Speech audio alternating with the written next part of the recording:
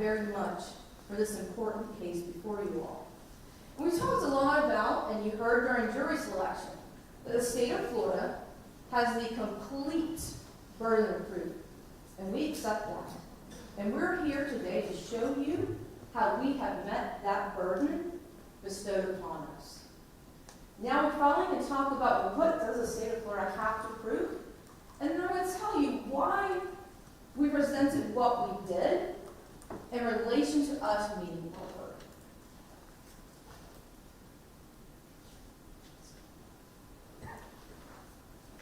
Give me 1 second.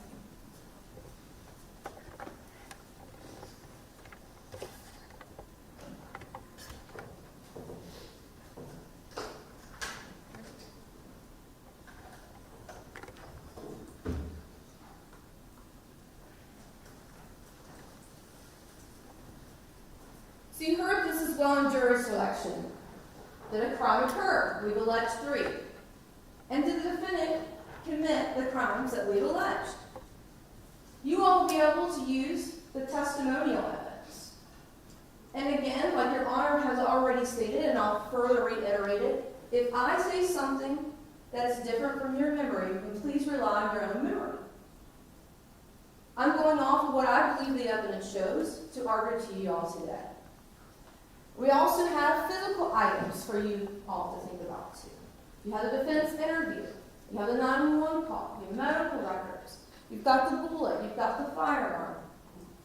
You also use the law that Your Honor has instructed, and we're going to go over some of that.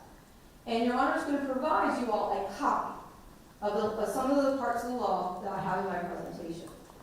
And then common sense, like we had talked about. When you come through those 2 doors, you don't say, okay, well, I know y'all come from a different door, but you generally say the 2 doors. You don't need your common sense at the door. You use it in analyzing how we met that burden. We have to prove date and venue. So when you hear questions in the sense, was it January 19, 2021? Did she pass on January 2021? We have to prove that. So that's why you heard good things. And then when I say, oh, it's 2463 Wedgefield Boulevard here in Duval County, Florida, the state of Florida has to prove that it happened here in our jurisdiction. So that's why some of those questions get asked. And I submit to you, we all know it's here in Duval County. That's not a dispute that that address is located here. The dates are not in dispute. I'm just briefly going to say this in thinking about the evidence. As part of the beyond a reasonable doubt, reasonable doubt is not mere possible doubt. It's not speculative doubt. So if you're back there delivering and said, well, maybe this or maybe that, no. Do not speculate. Focus on what you have before you. Imaginary doubt. Also supposed to not imagine doubt. Also to force doubt. Shouldn't be forced. Now, introduction to homicide. In this case, she's accused of aggravated manslaughter of a child. This only applies to count 1, since it's under the homicide umbrella. And there's also manslaughter, which is lesser included, so it also includes that as well, too. The killing that is excusable or was committed by the use of justifiable deadly force is lawful. If you find that she killed AG was killed by Amanda Guthrie, you will consider the circumstances surrounding it and whether the killing was excusable or resulted from justifiable use of deadly force. And you'll be provided some definitions. I submit to you that these will be easy to cross out. Justifiable homicide. It's while resisting an attempt to murder or commit a felony upon the defendant, or to commit a felony in a dwelling house. I submit to you, there's no self-defense. In layman terms, that's what that means. Self-defense. We don't have self-defense in this case. So I submit to you that we do not have a justification. Now we go to excusable. There are 3 different ways that you all can find excusable. And I'm going to submit to you, I'm going to look at it real quick. They don't apply here either. The first one. When a killing is committed by accident and misfortune and doing any lawful act by lawful means, with usual ordinary caution and without any unlawful intent. We don't have a situation where someone's doing a lawful act by lawful means, and through that excuse.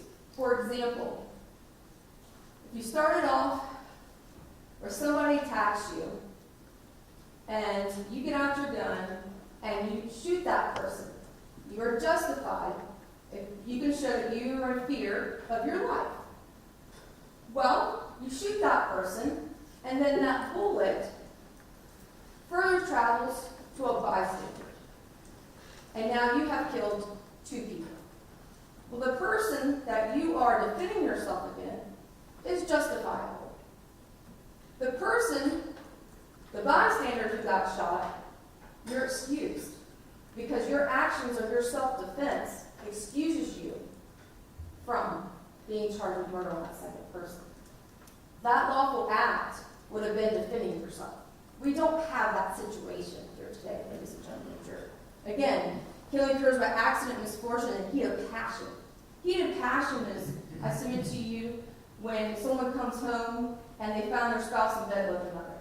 Heat of passion is associated with things of that nature. Again, I submit to you all, not in play here with our facts, our case.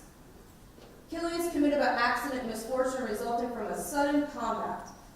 If a dangerous weapon is not used and the killing is not done in a cruel or unusual manner. Again, we don't have a situation of sudden combat between Amanda Guthrie and the defendant. In fact, we heard that they weren't fighting at all. They were having a conversation and talking and playing around with the gun. So I submit to you, there's no justification here for Amanda Jane Guthrie's actions or excusable actions. Now, finally, we'll get to our first count here and what we have to prove beyond a reasonable doubt. There's 3 elements. I submit to you that element 1 is not in dispute. We know that Amanda Guthrie is deceased. Now, you might wonder, why do I have AG? Well, when you all go back, because she's a juvenile, it's formally going to be AG. But just know that that stands for Amanda Guthrie. But you'll see me also refer to Ava just to make it simple through my presentation. But I try to keep it more formal when we're talking about our elements. The death was caused by the culpable negligence of Amanda Jane Guthrie. We'll get to that definition, some of that definition in just a moment. AG was at the time a child. State of Florida, person under the age of 18 was a child. That's not in dispute. Neglect of Amanda Jane Guthrie, we'll get into what does that mean for the state of Florida to prove neglect. A caregiver for AG, I submit to you, that's not in dispute. She's her mother. She lives with her. That's a caregiver. But I still have that definition just for you all to see. So, here's what I wanted to show you all at first. You're going to be given a page that looks like this, no highlighting. And you're going to see this huge paragraph. It is big. So, I've just shown you what it looks like on its premise. Now, you will see that there are sets of periods and there's sets of ors. So you can break it down. And that's what I've done here. I have not changed any language. All I've done is separated sentences to break it down, and let's make it easier. So, every person has a duty to act reasonably towards others, okay? If there's a violation of that duty without any conscious intention to harm, that violation is negligence. And that's what we were talking about during jury selection, and I also mentioned during my opening statement. This isn't murder. No one here, and even in the detective's interview with the defendant, no one here is saying that Amanda Jane Guthrie, the defendant, intended to kill her daughter. That's why we have manslaughter. It's her actions that led to the death. The defendant cannot be guilty of aggravated manslaughter by causing a death because of a merely negligent act. But culpable negligence is more than a failure to use ordinary care towards others. In order for negligence to be culpable, it must be gross and flagrant. Gross means very obvious.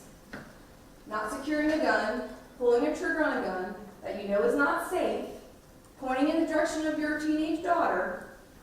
That's very obvious and unacceptable. That's gross. Flagrant. Flagrant is something considered wrong. Pointing a gun, pulling the trigger at your daughter is considered wrong. Not properly securing your firearm is considered wrong. Pointing a gun at someone is considered wrong. You're always supposed to treat a gun as it's loaded. You're never supposed to point a gun at anyone unless you intend to destroy it. Culpable negligence is a course of conduct showing reckless disregard of human life. Now, there are ors. So that means we have to prove one of these. There's not ands. It's or. Culpable negligence is a course of conduct showing reckless disregard of human life, or of the safeties of persons exposed to its dangerous effects. Even the defendant stated that she put her daughter's own safety in jeopardy. She exposed her to that firearm. She exposed her to pulling that trigger and its effect of the bullet striking her. Or such an entire want of care as to raise a presumption of conscious indifference to consequences. Not properly secured. It's not in a case. It's not in a holster. 14-year-old playing around with it. She does not take the gun from her mom. Mom doesn't take the gun from her daughter. Daughter hands the gun barreled down, as demonstrated in the defendant's interview. And when the defendant takes the gun, I submit to y'all, you can look for yourselves, make your own determinations. The defendant takes that gun, turns it around, puts it in her hand, and it immediately puts her finger on the trigger, and she has the gun pointed up. And while she's talking to Detective Abbott, I submit to y'all, you can look for your own selves. 98% of the time that she is holding that dummy gun, her finger is on the trigger. Further, that gun is pointed up. I submit to you, it's the most evidence that we have of how the defendant possessed the gun on January 19th.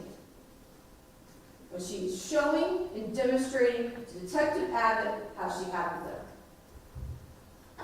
Or where it shows a wantonness or recklessness. Recklessness is without thinking or caring about the consequences.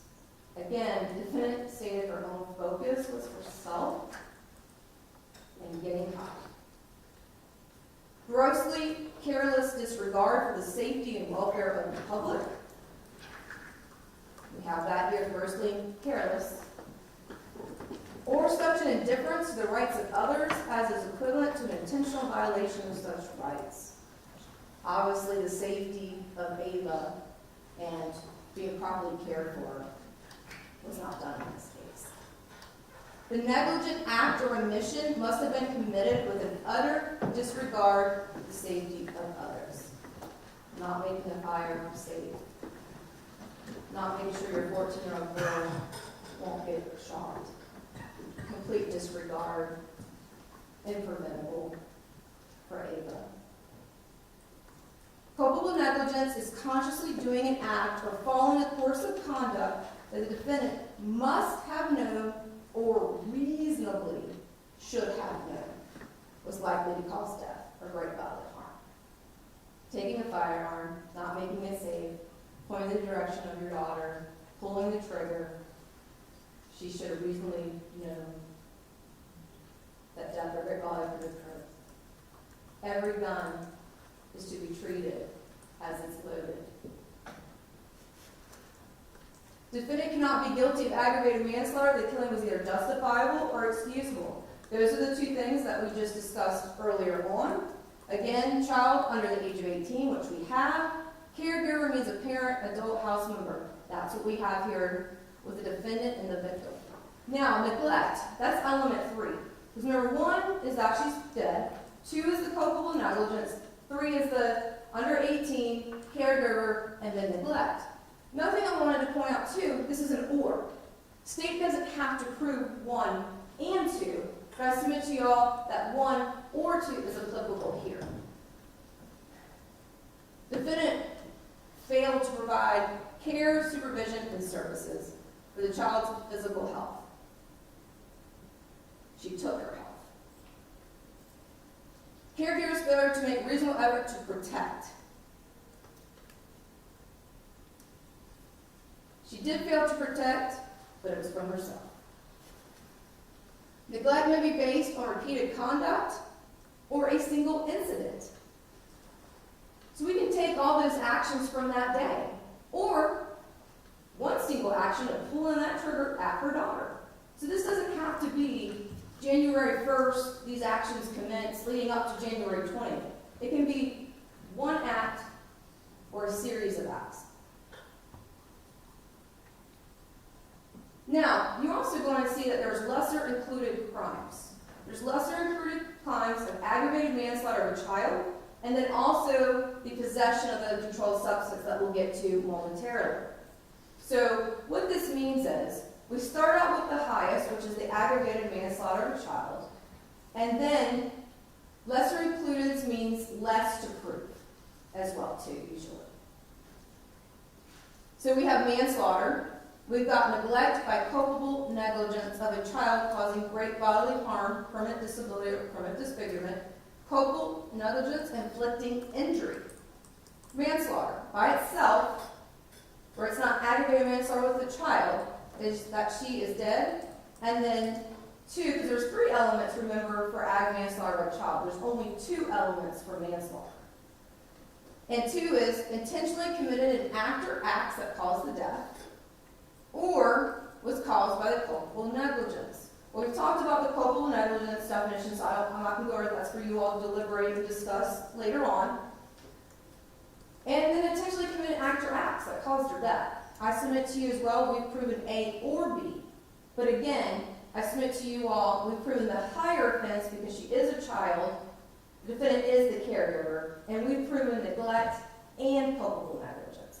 Here, as you all can see, that it's intentional acts. We don't have to prove caregiver, we don't have to prove child, and then you also have culpable negligence as an option too.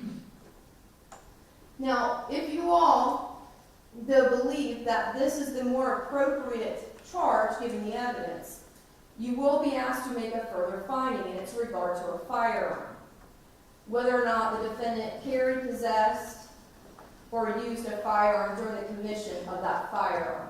And I submit to you that's, of course, why we're here this afternoon, because she did use a firearm, if that's what you believe is the appropriate verdict. Now, neglect of a child. This is the next lesser included. It's 4 elements.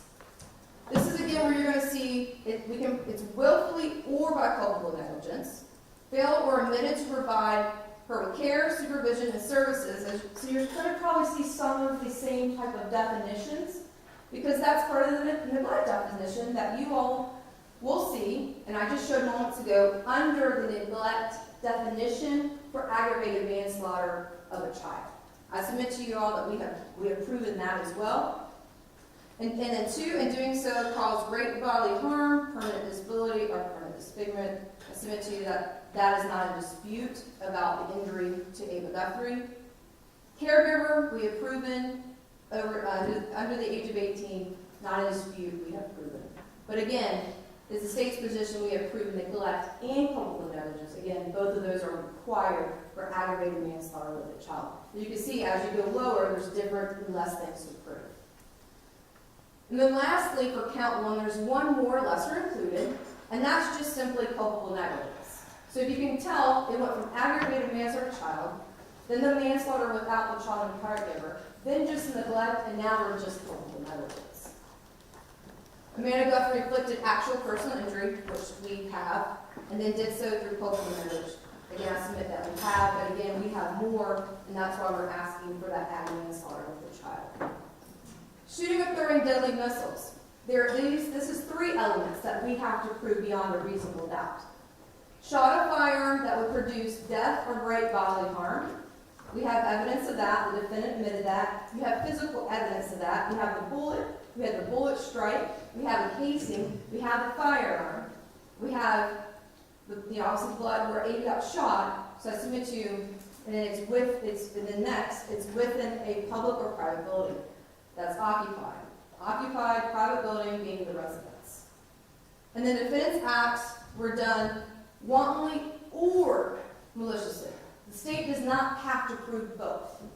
We can prove wantonly or maliciously, but we don't have to prove both.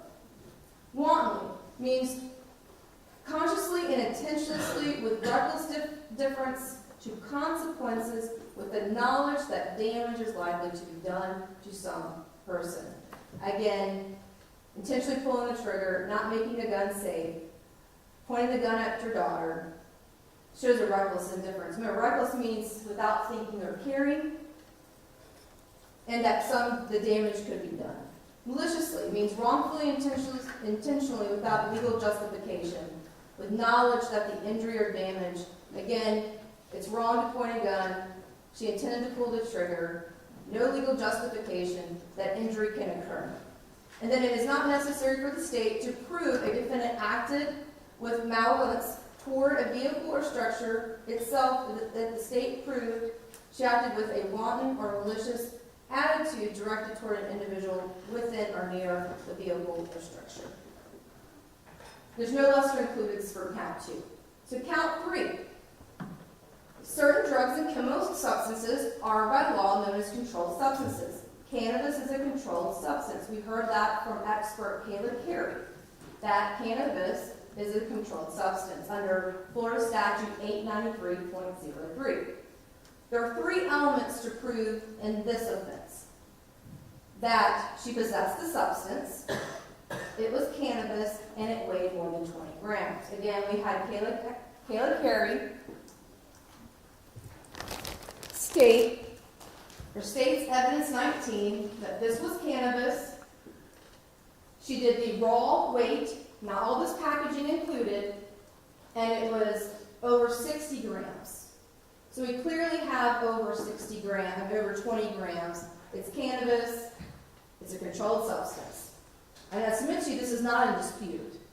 Even the defendant's own wife stated that the defendant had cannabis in the room, and that she was the one that smoked it, and the defendant even admitted that during her interview. So I submit to you that we've proven this beyond a reasonable doubt, in addition to the other offenses.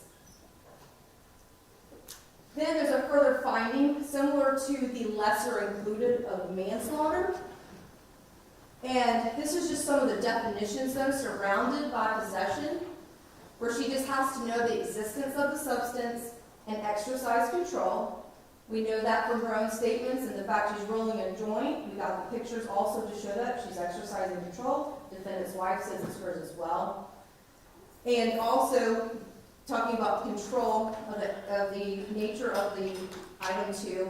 I submit to you again, this is not a dispute, count 3. And then also there'll be that further finding about the firearm is that during the time that she is doing the marijuana, did she possess that firearm? She's rolling a joint, she takes the firearm, so I submit to you, we've proven that as well. That's just an additional finding that you all can find. The lesser included is if we did not prove over 20 grams. So again, when you're going downward, there's less to prove. As charged, it's 3 elements, lesser is 2. So we just didn't have to prove less than 20, but I submit to you again, we've proven that it's 60 grams. Weighing the evidence. Your Honor is going to instruct you some of the things that to look at, and again, because you as a juror, as the fact finder, you can believe all, some, or none of any of the evidence that's presented before you. That includes the physical evidence, the testimonial evidence. It is up to you, again, as the fact finder, to judge what you believe and don't believe. Does the witness, and these are some of the things to look at to help you get to that point. Does the witness seem to have an opportunity to see and know the things about what he or she testified to? accurate memory, honest and straightforward with the attorney questions, some interest in how the case should be decided. Does the testimony agree with the other testimony and other evidence? Has the witness been offered or received any money, preferred treatment, or other benefit in order to get the witness to testify? And did the witness at some point in time make a statement that is inconsistent with their testimony that they gave here in court during this week? Also, too, you will have an instruction about expert witnesses. There were several that were placed before you all in the past couple of days. And again, they are like any other witness. You can believe all, some, or none of his or her testimony. Again, you all are the fact finders. Like I said, the only difference, of course, with experts is they do have specialized training and they can give opinions.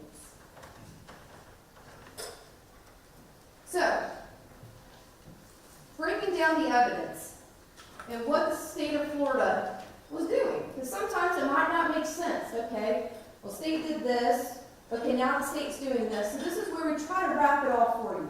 Take those pieces of that puzzle, and then at the end, you see the picture. So on day one, we called Aaron Beezer. The purpose of calling Aaron Beezer is because to identify Ava Guthrie. The state of Florida has to prove that it's Ava Guthrie. We have to prove that she passed.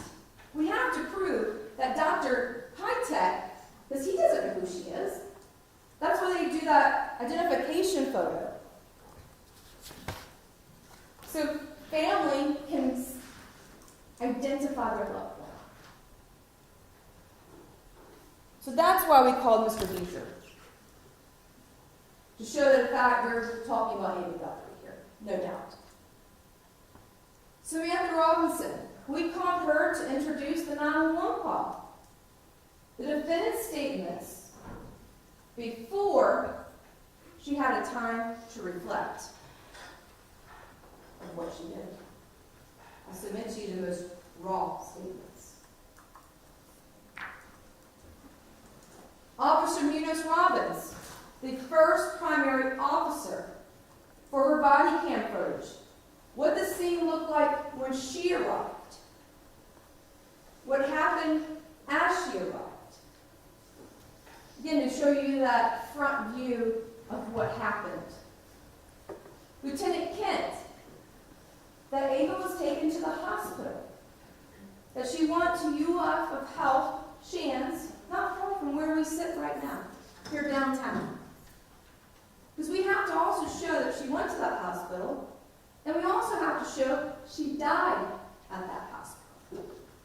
We have to prove she was shot on the 19th. We have to prove that she died from those injuries on the 20th. That's why we call Lieutenant Kent. Detective Simmons, part of the crime scene unit, collecting that clothing, seeing that bullet defect and the hoodie. Pictures of the defendant, taking that swab from her hands. Detective Wilson, the main crime scene detective. His observations at the scene, his photography, his collecting, his processing, his preserving. William Black. They only have one place here in the state of Florida for trigger pull. 7.3 pounds. And thinking about it, he said to open a can of Coke is 5 pounds. So I submit to you all, think about opening a can of Coke and then adding 2.3 pounds. I submit to you that that is a significant trigger pull. Again, though you make your own opinions and assumptions, or conclusions, excuse me. That's a significant trigger pull. That's important to know. Because that's when we get to Emily Ava here, which we'll talk about in just a moment. Then we got Kayla Kyrie, we've already talked about it. She used our chemistry to prove our controlled substance. Detective Abbott first called him up to discuss items that he submitted to evidence. We called him first, and we didn't bring up the interview yet because we had to get items in so our experts could talk about items. We had to get the defendant's DNA in. We had to get the fragment in. We had to get the blood spot card in. So we could call those next series of expert witnesses. We could have those other items in front of you all. Day 2, Leanne Grissom. Just to show again that this was a full investigation. They still did DNA testing on the firearm. The main contributor on the firearm is a defendant. And then we also know that a 14-year-old juvenile was touching that gun, as there's a small contribution of $8,500, as we have $700 billion over for the defendant. Again, to show Ava did in fact touch that gun at some point, and that defendant knows DNA is the majority of it. And then also just the fact that was the DNA of Ava as well on the right palm swab that Detective Simmons did. Again, making sure that what the defendant is saying also agrees with the physical evidence. Tara Helsel, she was the gunshot residue. She did that, and we'll get to that in just a moment, a little bit more of her findings. But she found on the hoodie gunshot residue, and we'll get to that. And again, she stated that blood will destroy, and those aren't the areas that she tested. Then we called Detective Abbott to talk about the interview of what the defendant stated the evening of this tragedy, because it is a tragedy. But again, it was preventable, but for the defendant's actions. And we'll talk about, and then Dr. Pitek, because the state of Florida, we have to prove cause of death, which is gunshot wound, and we also have to prove manner. That is, again, part of our requirements to prove beyond a reasonable doubt. When I talk to you all about element 1, under aggravated manslaughter of a child, and in element 1 under manslaughter, the AG is dead. That's what we have to do. Cause and manner. And Dr. Pitek said homicide. Day 3, we heard from Ashley McMullin.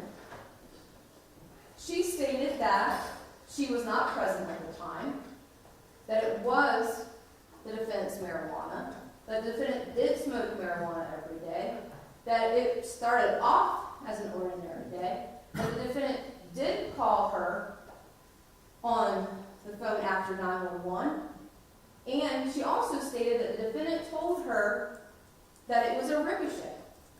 And I submit to you all that the defendant never said ricochet. She never said it in her 911 call, and she never said it in her interview with the detectives. Period. Because what did Ashley McMullin also tell us? She gets that call, she's on her way home, and she's thinking, I've lost everything. So I submit to you all that the ricochet was not stated. That is the state's belief and argument to you all. That it was an attempt of desperation.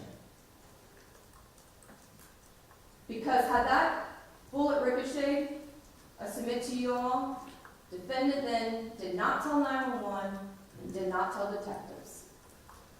And she had plenty of opportunities to tell the detectives. But again, I'll submit to you, it doesn't matter if it ricocheted, and I'll get to that at the end of the presentation. Michael LaForte.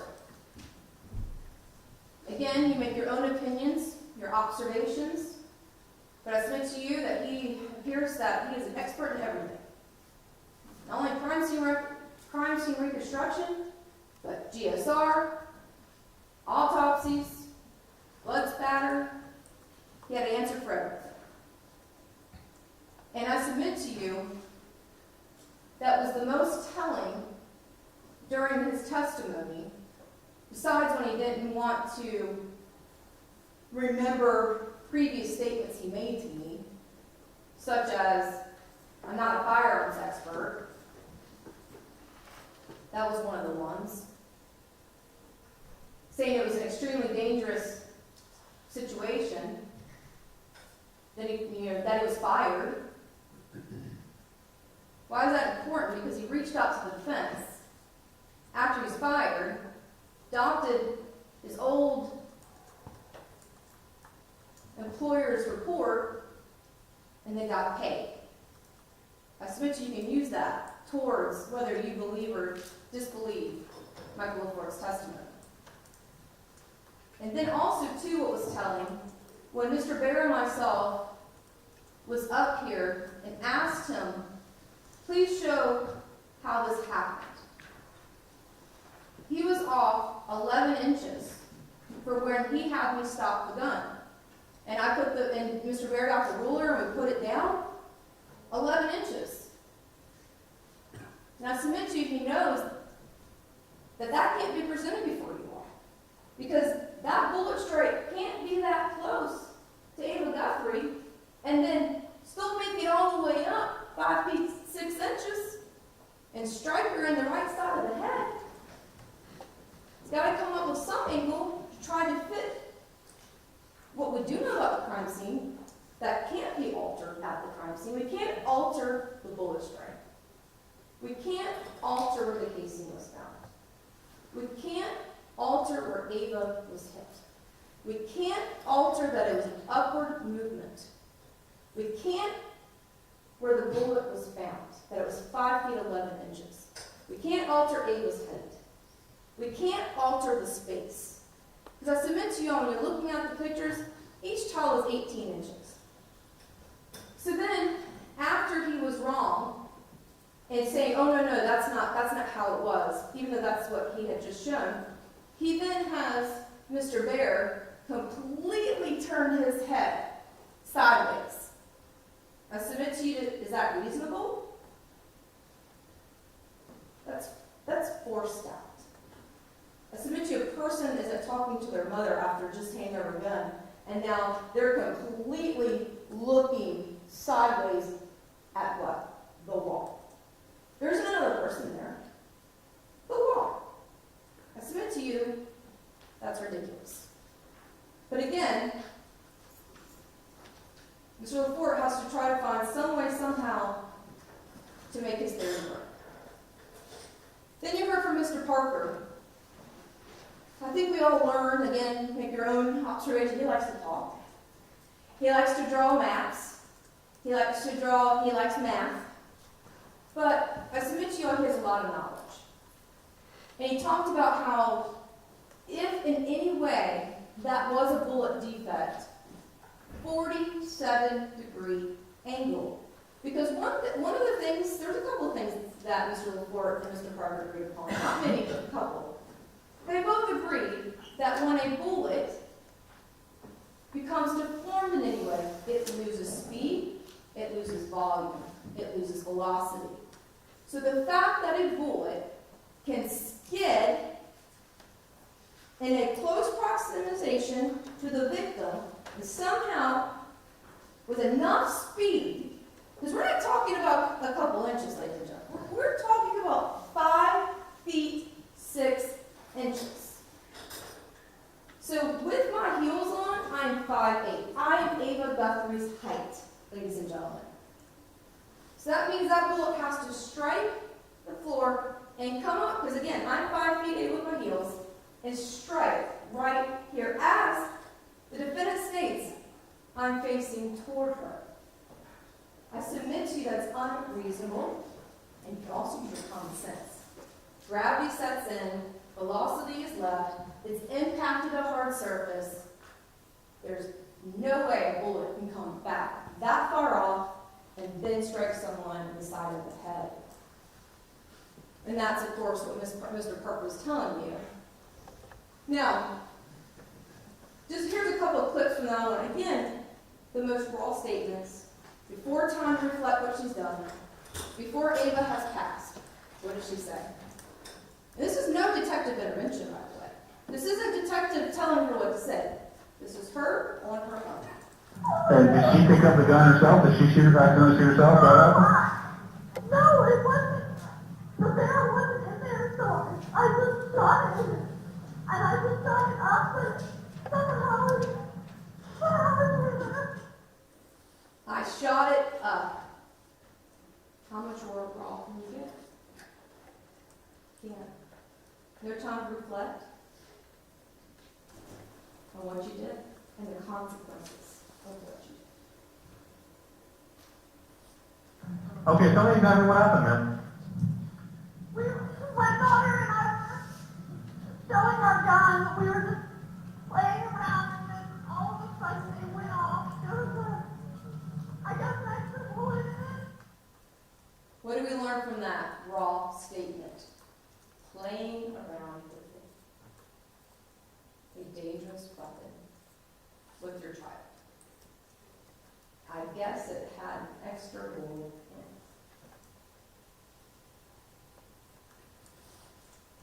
I didn't, again, taking that didn't make the gun safe.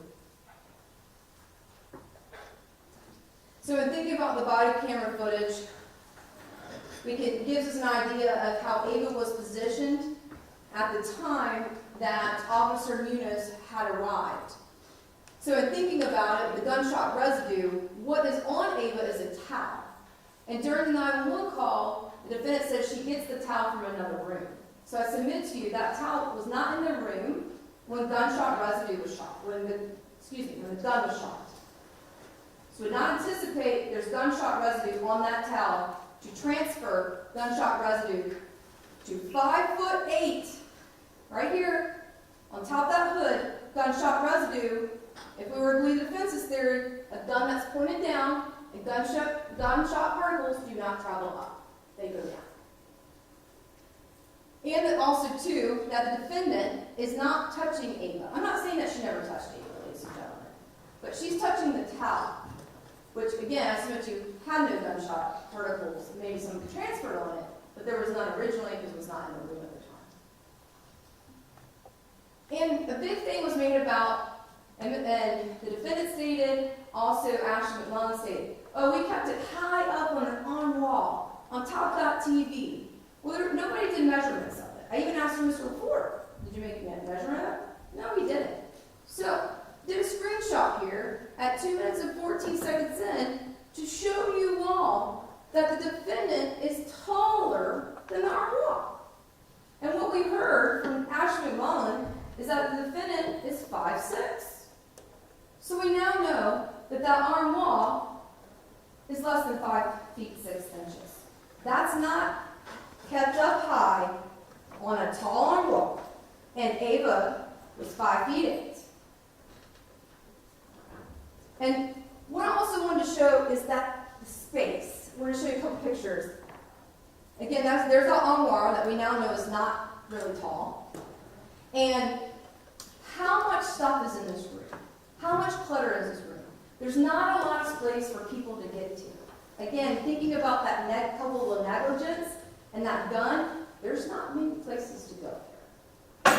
There is a small U shape of walk space around the furniture and the bed. And we know Ava is trapped, and the only way she could get out is climb over the bed or make sure her mom moves out the way.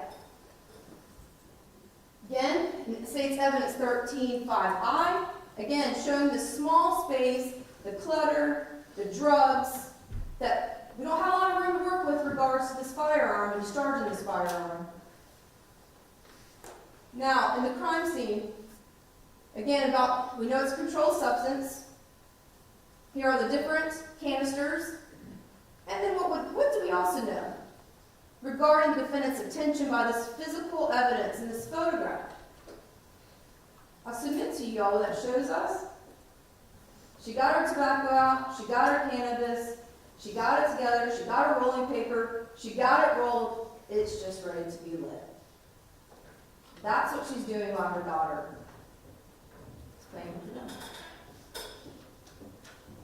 So again, in looking at State's Evidence 13-3Z, I wanted to show you what the defense is saying from the day of what this defect looked like. It looks the same. So I did a medium view. Then what I did was I took the image. You can do that on the PowerPoint. If you get out of slideshow, you can actually hit the volume button. That's going to be in the lower right-hand corner. You can zoom in. You can zoom in any portion of any picture you all want to. So I zoomed in. You can see what the defense is claiming is a bullet defect. And I want to point out, too, that this is not something that Mr. LaCourte wanted to tell you all. I had to bring out that he told me this in deposition. He said, well, it might have left a defect in the tile. It might not have. Well, if the bullet is shot down and it doesn't leave a marking, then I submit to you all that there's no deformity on the bullet. And then his statements in theory that there's something that had to happen before the bullet entered Ava Guthrie's skull just doesn't make sense. It doesn't add up. So the deformity then would have come from the skull, the glass, the drywall, and then if it hit that concrete. So I submit to y'all, even his own statements contradict each other. Again, I just did one more really close up 13.3y because the defense had stated, Mr. LaPorte, that if it did strike the concrete tile, it skid. That's why the underbelly. And I submit to you that this does not show markings of a skid. It shows some little weird angle, but it's not a skid. So I submit to you all that's not even consistent with what the bullet even looks like. Now, the reason why we have presented pictures of other areas of the house as well is to show you all that the tile has defects, the tile has chips, that this is common within the house. And I submit to y'all they just took a random chip in the tile and tried to make it work. But I submit to you that this whole tally evidence shows that that is not a bullet defect. It is a wear and tear chip in the tile. Again, so I wanted to point out the area. Mr. LaPorte wanted to point out that the victim had to have been less than 12 inches from the wall. And then, but he also did a diagram that put Ava Guthrie, even though he wanted to say, oh, that's not accurate, but you created it. You put Ava there. So that would have put Ava approximately where the black hat is. Well, if each tile is 18, we have 2 inches, so we know that's 20 just from the first part where the tile and the wall is. And then we have another, a little over halfway, so we'll just say 11. So we've got 31 inches. That's not less than 12. So we know she's somewhere in between, and that's not dispute. But again, Mr. LaPorte needs Ava as far away as he can from that possible bullet defect for it to even argue to you all somehow, some way it made an angle to the side of Ava's head. Again, trying to make facts work to fit a theory that just can't fit. It's like when you try to take when the kids when they're trying to learn shapes, it's like a little yellow, and it's got the blue top, and then it's got open areas for the triangle, the square, the rectangle. You can't put the square down the circle. You just can't. And that's what this defense and Ms. LaPorte is trying to do.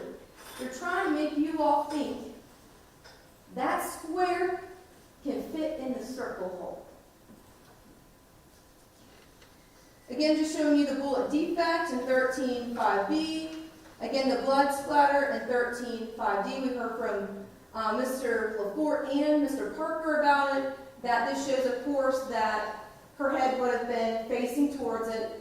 And Mr. Parker said there had been still enough velocity, which again is the state's position that the gun is just pointing, the gun is pointed at Ava with enough force and velocity to go through her skull twice, go through the glass, and then land the wall. Because what also Mr. Parker stated, sadly, is this larger space was brain. And he stated that it takes a lot of force for the brain matter to come out with a bullet. And that could not have happened with a bullet that's deformed in advance, that's already lost its velocity. Mr. Parker also stated that it then commences to tumbling. And it's like doing backflips. It's losing its force, it's losing its velocity. Again, and just thinking that, I submit to you all, if you look at State's Evidence 13.5i, again, you make your own conclusions. I submit to you that you can see that that is a hard surface. That's why I went ahead and did a zoom up of it. Again, you make your own opinions and observations. But I submit to you all that that supports that is in fact a hard surface as well, which contributes to why the bullet looks the way it is. And again, there's the bullet in State 13-5J. Now we know, of course, that the firearm in the aiming mirror matches that casing. We know that that firearm was the defendant's, and that that firearm is the one that was fired. They match. Ava's clothing, it shows us that she had the hoodie on at the time that she was shot. We have a bullet defect to the side, and we have a bullet defect to the front. So we know that that hoodie was on top, and we have that gunshot residue. Medical records, again, reason why I submitted her on a disc, I did business records. I have to show that she went to the hospital on January 19th. It says at 5:45, and that she passed at the hospital. She expired 11:40. Ava's injuries, again, that bullet would have had to travel 5 feet 6 inches if it came from the ground. Impossible.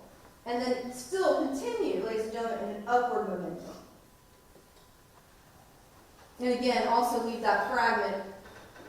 Defendant's statements, I have just a couple of clips, we'll go through a couple of them. And then tell me about what happened. Well, we walked in the door, we went back, I went back to my bedroom because I was going to smoke. I got it out, and I was like messing around with it, and she came into the room, and she started talking about the gun, and she grabbed it. It was right on, it was on top of my TV, like put back. She knew it was there. She's seen it before, and she's held it before.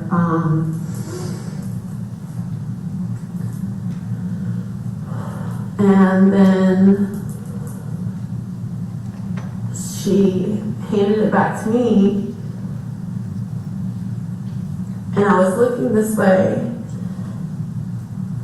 and she handed it to me, and I had my finger on the trigger, and I don't remember, I don't know, it just pulled, I pulled it, and it didn't, it's never done that, like. When you pulled the trigger, did it go bang or click? It went bang.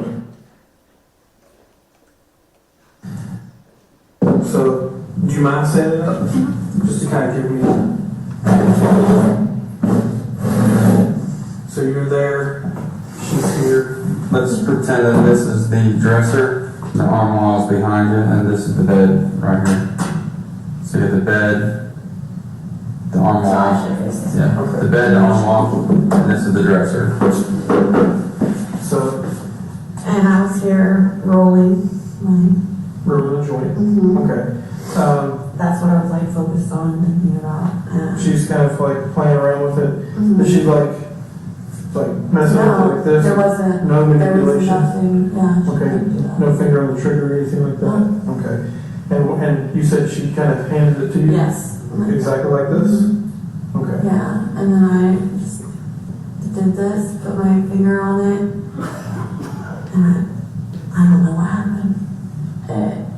I don't know why I put my finger. I know that's the first thing of gun safety is don't put your finger on the trigger until you're ready to. But people will I naturally, know that. people And I naturally just- go to the trigger because it's like when you get into a car, you naturally put your hands on the steering wheel. When you pick up a gun, you naturally put your finger on the trigger, unless you've been trained not to. Okay, yeah, I did.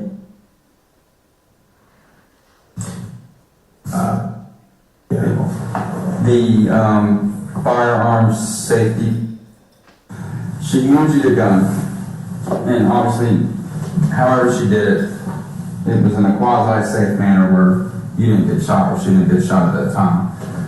But at a certain point, you had the gun in your hand. Did you I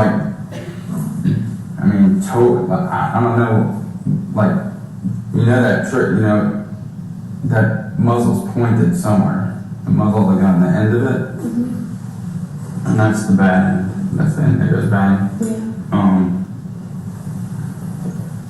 Did you ever think about, like, oh shit, that gun's pointed not in the safe direction? Like, it's pointed at her. Did that ever cross your mind at any point? Before? I had just grabbed it. No, it hadn't crossed my mind. No. I understand.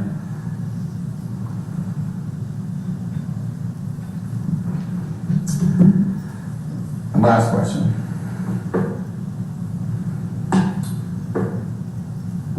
Would you normally point a gun at your child? No. Okay. Would you normally point a gun at something that you didn't intend to destroy? No. Okay.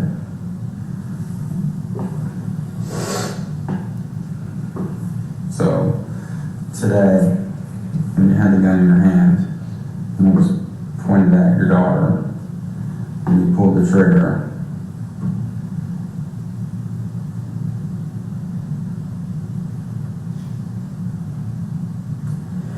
I feel like in the moment I made a really stupid decision, and a really stupid, I don't know how to explain it. So I'm thinking next about contradictions between LaPorte and Parker. So LaPorte says that it's a bullet defect, and then he says, well, it might not have left an impact. He said blood splatter means about less than 12 inches. The gun was pointed towards the floor, and then he stated the damage of the bullet, it had to strike something of a hard surface nature, which he believes was the floor. Parker, he said that it is not consistent with the bullet defect. That bullet defect should have been an oval shape. He also stated that it was pointed downward. He stated that it could not have traveled more than a 10-degree angle. He said that it would kind of skip along the ground until it came to a stop because it had lost so much energy. The gun was put at Ava, and then he talked about the blood spot pattern, that it would have been within 3 feet. Again, taken away from that extra space that Mr. LaPorte needs to fit that rectangle down the circle. Now, and think of all those contradictions from Mr. Parker. Again, he said that defect was not a bullet strike. Bullet would leave an oval shape. 10-degree angle bullet would travel. Not enough of velocity to travel that high through skull twice, upward, and then through the wall. That a copper jacket bullet can fragment on its own from a skull or bone. Again, that contradicts what LaPorte stated. He stated that it would only fragment if it hits a hard surface. The firearm was pointed at the victim. The distance from the wall to the victim, again, that 3 feet. The distance between the defendant and the victim, because I submit to you, again, that supposed bullet strike is 5 feet 6 inches from the wall. And then when we were doing the demonstration, I submit to you on your own memory, it was almost 8 feet that he had Mr. Bear in a car. Almost 8 feet. Again, to make his simulation try to fit that square peg in the hole. So that's just not possible. There wasn't 8 feet in that small space showing those pictures between Ava and her mother. And the fire cartridge case is not used for analysis, even though Mr. LaPorte wanted to use it. You heard from Mr. Parker that casings go everywhere. And part of bringing out, and you can see if you want to, in Eunice's body cam about 26 seconds, she takes the comforter, she swings up the comforter.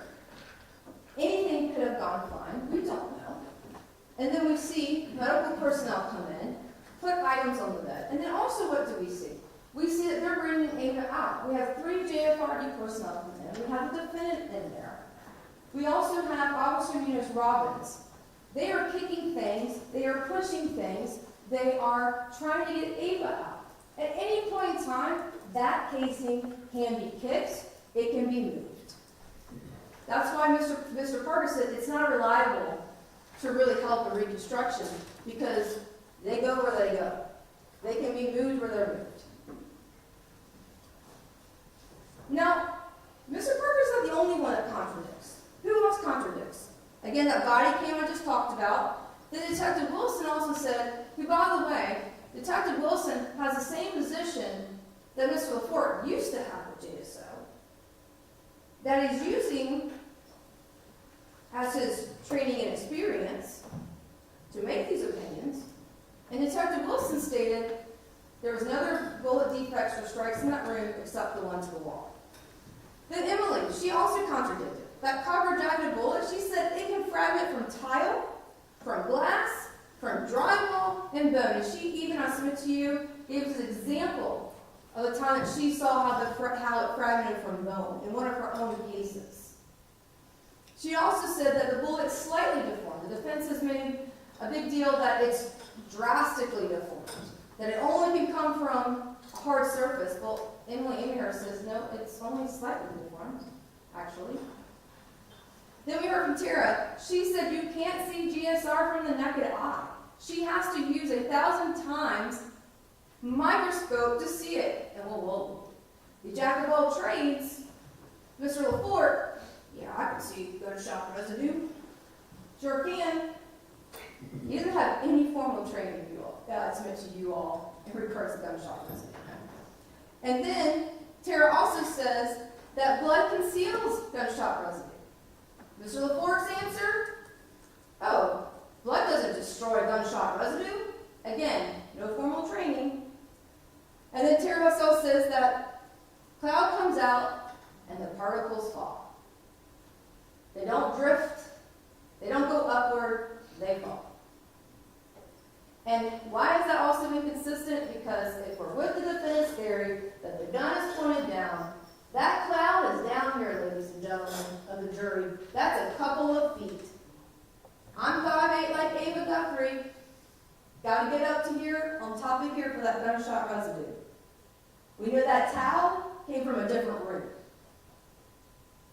We know the defendant was pressing the towel down with one hand, but she had the other hand on the phone. Submit to y'all that gunshot residue come because when holding that gun, and that gun is, as we see in the defendant's interview, she has it up here, it's pointed, that puff comes out, that's how it is on top of the lid. That's why it contradicts as well Mr. LaForte. The defendant's statements, his own client disagrees. I shot it up. Agrees that she shot her daughter with detectives. Had the gun 10 seconds. And why do we say that? Because again, Mr. LaForte needs able to walk away after they exchange their guns. Again, to separate them, have more space, the ability for that bullet to somehow make it up 5 feet 6 inches. The defendant says they're facing each other. He had Mr. Baer with his head completely turned, and then he even moved his body in a different direction. Again, it makes sense. Who's she looking at? The wall? That they're standing closer. The defendant, I submit to you in her own interview statement, says that they are standing close to each other at the time of the shooting. After, we talked about that already. And then she said that Ava fell down and slightly to her side. There's no evidence that she slid down the wall. She's within 12 inches. There's no blood going down the wall. She had to have enough room to fall down because the blood is then concentrated at the bottom.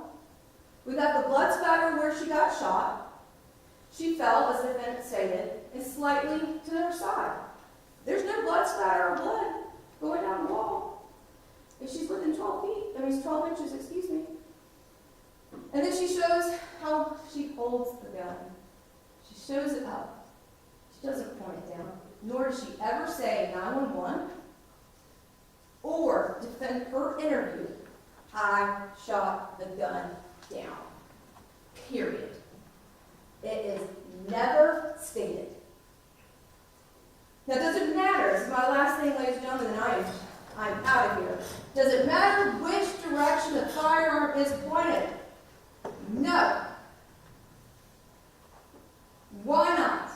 She's 14. She's her caregiver. She's partaking in illegal narcotics. The legal activity is her focus and thoughts. She did not keep the firearm properly secured. And a gun, a holster, where the victim didn't know where it was at. She knew Ava was curious about it. We sometimes call it an attractive nuisance. You know they're attracted to it. And you do nothing about it to prevent that attraction. Did not ask for the firearm back. She said that they had been playing around. She used the word messing around at some point. Detective Abbott then used goofing off. She doesn't object to that. Then she says showing off in regards to her and Ava with the gun. She does not secure that the firearm was safe or unloaded. Not knowing means you didn't check.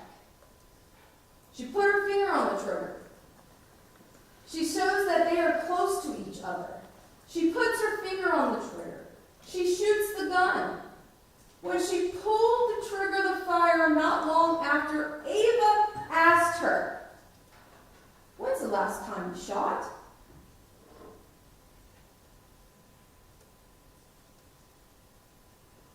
And then the defendant shoots. I submit to you, how telling is that? In a tragic, preventable way. Close proximity, she is responsible for being in that small space, pointing a gun, pulling the trigger. It doesn't matter where that bullet goes. It doesn't matter where that barrel is pointing. She should have known that bullet could cause great bodily harm or death.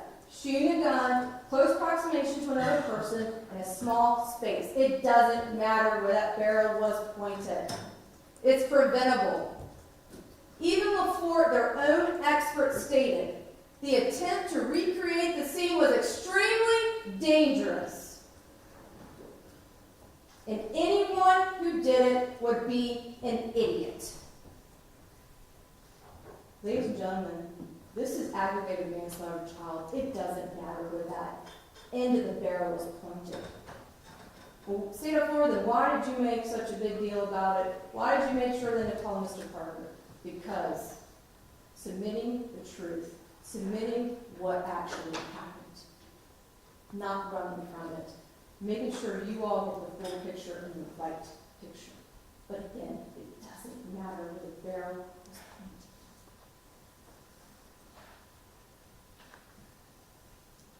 pointed. It's like when you had that gun in your hand.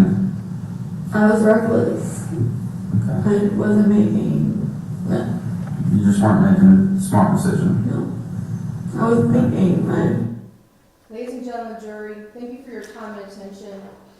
Please find the defendant based upon the evidence, not by remorse, not by who her character is, not as she be a person, but judging those facts that she took her daughter's life based upon her actions of aggravated manslaughter of a child by shooting that gun inside of that home, possessing this cannabis over 20 grams, all as charged for all 3 counts. Thank you all.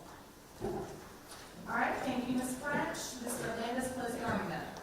Judge, we're going to have this Nelson's line taken. Can we take 5 minutes, please, just to let the jury stretch before I begin? We can take 5 minutes. Members of the jury, we're going to take about 5 minutes for you to go back.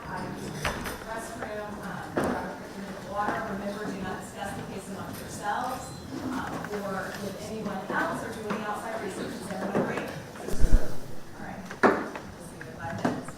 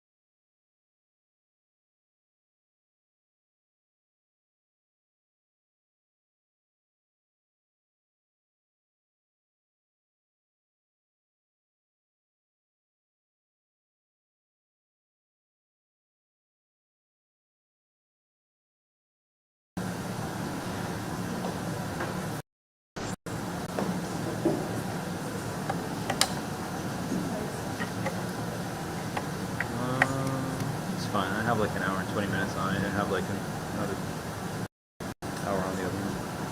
Or 2 hours.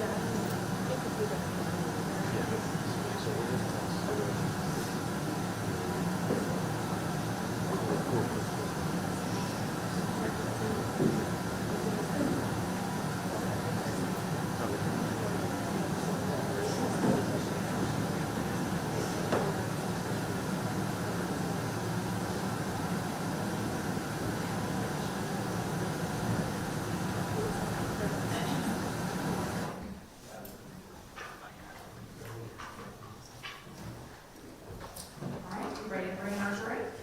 Yes, ma'am. All right, so the jury. Thank you.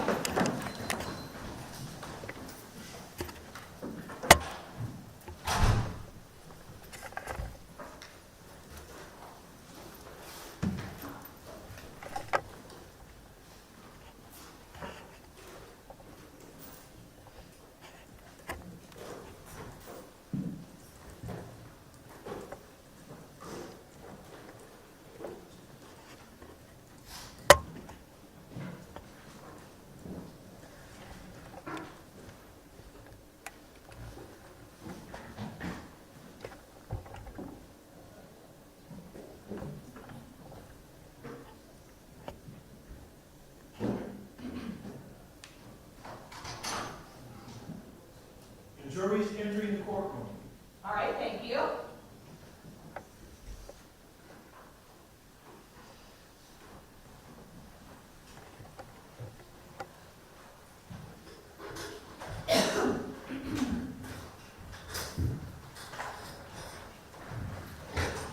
right, everybody, please be seated. Welcome back, ladies and gentlemen.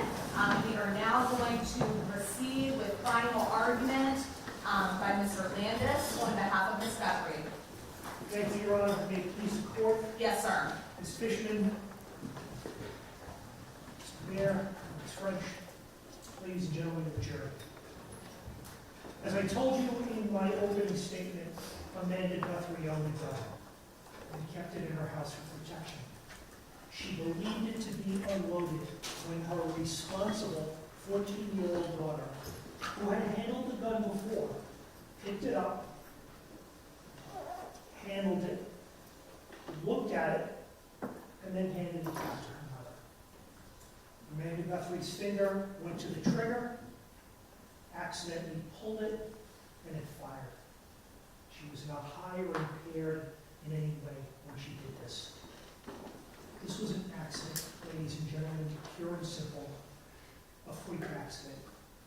Even Detective Abbott told Amanda during his interrogation of her, "We believe you didn't intentionally do this. I don't want you to think we think you purposely did this." So the question you need to answer quite simply is, was this accident so grossly careless or flagrant that it rises to the level of criminal conduct? Because that's what the state must prove to you beyond a reasonable doubt. Now, when I heard the state give its closing argument, they minimized what gross and flagrant conduct is. It has to be egregious. The judge is going to charge you on this. Much of the evidence presented by the state was unnecessary. Tells you nothing about what it is you really need to decide. I mean, really, what is the value of DNA swabs, DNA matches? When I told you that it was the mother and the daughter that handled the gun, there's no dispute there. What was the value of hundreds of photographs of the parts of the house that were not the bedroom, showing you dripping blood in the hallway on the front porch? So you can take all that evidence, You can look at it if you want to, but it tells you nothing. I'm not going to spend your time going through all these photos and such, putting on an elaborate slideshow. You've seen them, you've looked at them, you want to see them again in the jury room, all you need to do is ask. So, what is the evidence that matters? I'm going to start with the 911 call. You've heard a little bit of it today. You can play it again if you want to hear the full 911 call. You heard Amanda Guthrie's voice, frantic, confused, couldn't even get the words out. The barrel, the thing that wasn't in there. Distraught. Imagine any of yourselves in that For an objection. How clear do you think someone would be in describing what just happened? How precise would they be? Imagine having one's own words in those panicked minutes so scrutinized by prosecutors and detectives that saying the wrong thing or not saying enough could cause you to be charged with serious crimes. The statement's witnesses have seized on two remarks Amanda made during that call. I just shut it up, and we were just playing around, and all of a sudden it went off. And they have concluded, right from the start, that Amanda pointed that gun at her daughter after she and her daughter were done playing around with that gun. That is confirmation bias, as you heard from Michael Fort, a former Jacksonville crime scene investigator and defense expert, as he told you. That's what happened right from the beginning. They developed a theory of how something happened and then found only that evidence, looked only for that evidence which supports that theory. No one chose to ask Amanda Guthrie, by the way, what did you mean by I just shot it up? There's plenty of opportunity to do that during her interview. No one did. The state is also seized on the fact that Amanda Guthrie didn't say it was a ricochet during her 911 call or during her interrogation. The state is acting like, or would have you believe, she didn't tell anybody that. But hold on, we know that within a minute and a half of getting off the phone with 911, Amanda Guthrie called her wife, Ashley McMullin, and told her wife, while still distraught, also, before Amanda Guthrie had time to reflect, there's been an accident and it was a ricochet. She did tell somebody that, right from the get-go. And Ashley McMullin spoke with a police detective that evening. So, what Ashley McMullin, what Amanda Guthrie, told her wife immediately after this shooting seems to have eluded all these detectives and crime scene investigators. You know, we heard from Detective Abbott that he went to the trouble of obtaining a search warrant to find out that last phone call that Amanda made. We know the time that it was made. And I asked him, what did you do that for? He said, well, I wanted to see if she had reached out to anything. Maybe she texted somebody, to find out what she might have said. He had a number. Did he ever reach out to Miss McMullin? Give her a call? Interview you? Hey, you know anything about what happened? Did you speak to Amanda? What did she say to you? Does he even try? No. They knew about Ashley McMullin. Remember, during the questioning of Amanda Guthrie, they asked her how long you owned the gun, and Detective Abbott said, well, you say 3 years, but she says 9. It's neither here nor there. And so I asked her, well, the she, who are you talking about? Oh, yeah, Ashley McMullin. It's during his interrogation of her. They knew about her. Someone had spoken to her. I suggest to you those detectives knew when Amanda told her wife that this was confirmation bias. Do you think Ashley McMullin, do you think Amanda Guthrie is making up some ricochet theory after the fact? Is this some clever defense lawyer ploy that was dreamed up later on? Or is it closer to the truth that a bullet ricocheted off the hard tile concrete and hit a body? And that is an essential fact that these detectives ignore and wish to overlook. You heard from an expert, and I'm not going to go through all the expert testimony as this statement, because you just heard from them both yesterday afternoon. You heard what they said. I saw that you were listening diligently. I saw that you were taking notes. But you heard from my expert, Mike LaForte, one of their own, a former JSO crime scene investigator, someone who quite literally wrote the book on crime scene investigations and techniques for the Nassau County Sheriff's Office, testified that despite what people said, his scientific and physical investigation led to only one conclusion, that bullet deflected from the floor, traveled up, and struck Ava Guthrie. And he explained to you in great detail how that happened. And he showed you that defect in the floor to prove it. He explained the physical evidence to you. Yes, you heard from a state expert, Leroy Parker, who said the opposite. And again, I'm not going to repeat all their testimonies because you just heard them yesterday afternoon. But they are distinguishable. I agree with the state there. They are distinguishable.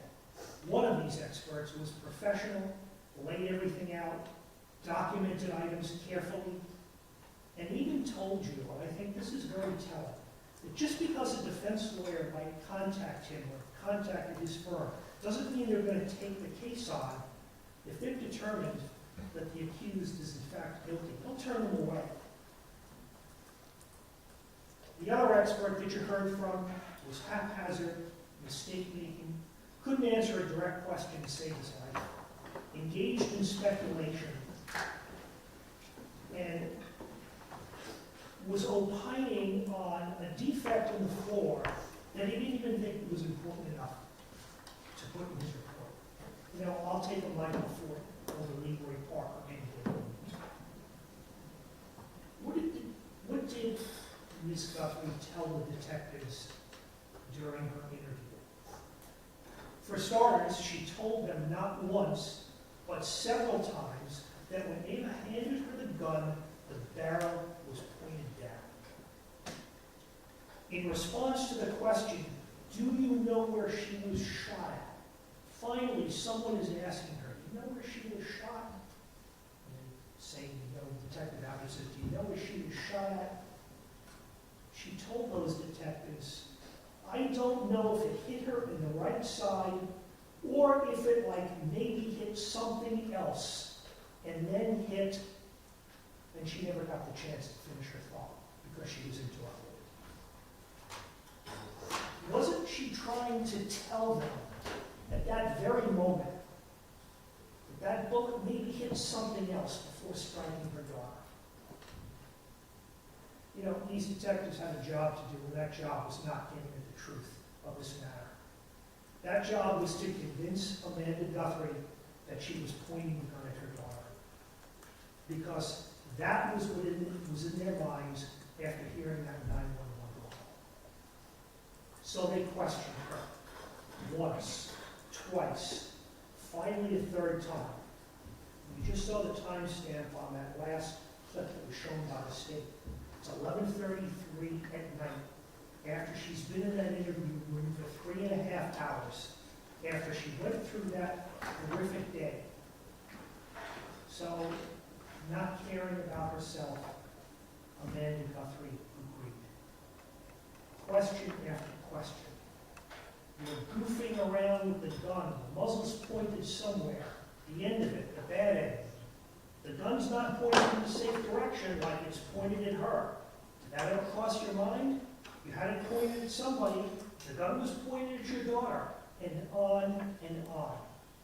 all these leading questions and suggested words of these detectives.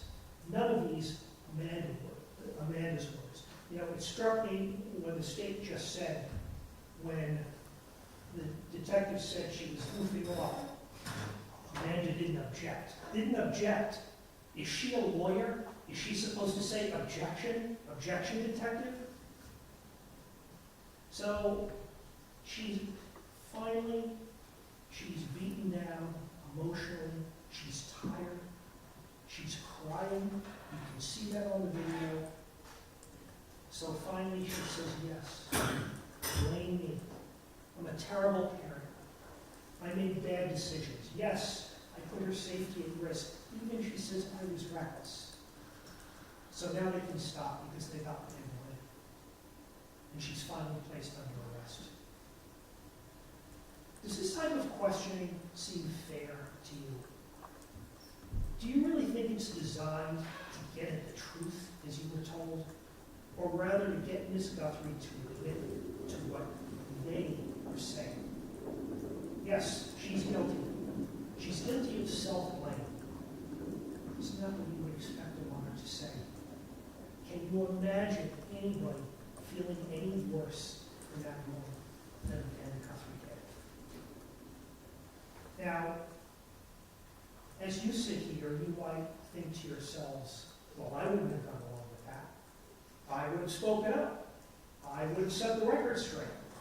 I would have remembered that I told my wife it was a ricochet. I would have told those detectives that, confidently. That it wasn't my fault. That I didn't know the gun was loaded. There was no magazine in the gun. I acted appropriately. And if they interrupted me when I was trying to tell them that maybe the bullet hit something else before hitting my daughter, I would have said, excuse me, you interrupted me, detective. I was making a point. You're saying, goofing off. I object. You just told me all about sympathetic reflex, about how somebody's finger will naturally go to the trigger of a gun. You just educated me. My finger went there. I didn't know that. You're telling me that's what happens. Well, that's what happened to me. That's what I would have said. Really? Would you all have? You saw that video. You can watch it again. You saw her interaction with those detectives for some time. Was Amanda Guthrie striking as an assertive person, as a fighter? Or is she more like someone who's going to go along with what someone tells them?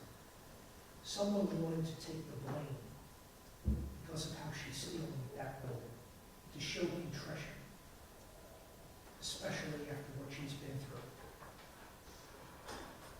Should she have thought to remember everything, to say everything that she would have needed to defend herself, talk about the ricochet?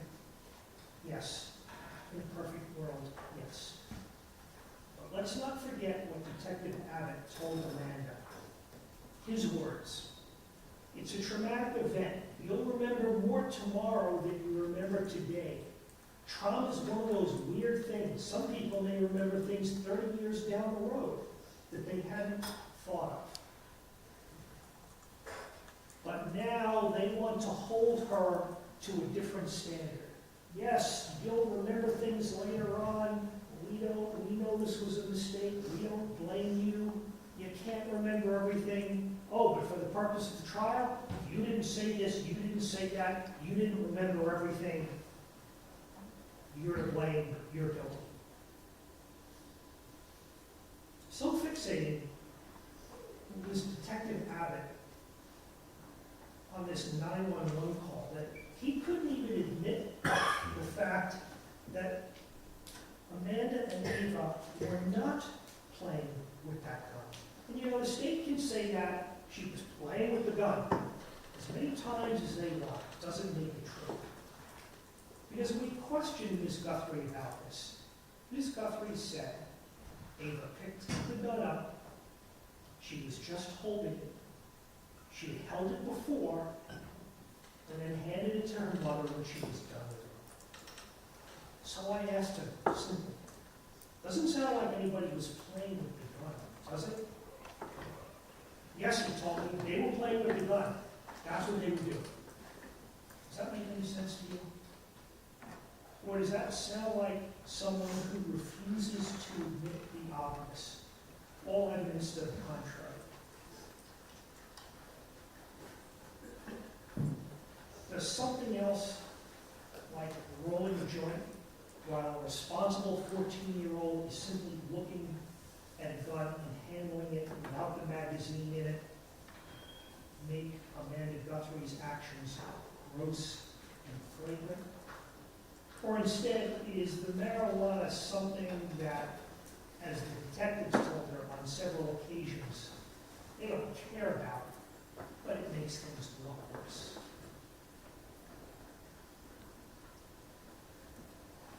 The charging of Amanda Guthrie with these crimes was based on her frantic 911 call instead of a proper crime scene reconstruction. Michael LaForte has no reason to come into this courtroom and tell you something that he doesn't believe is true. And he's told you that.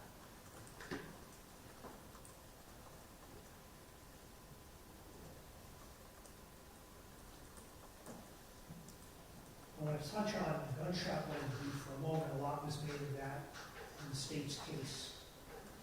But what you heard was that when a gun is fired, that residue fills up a room, lands on everything, and can be transferred to somebody, and to a hoodie, and to sleeves.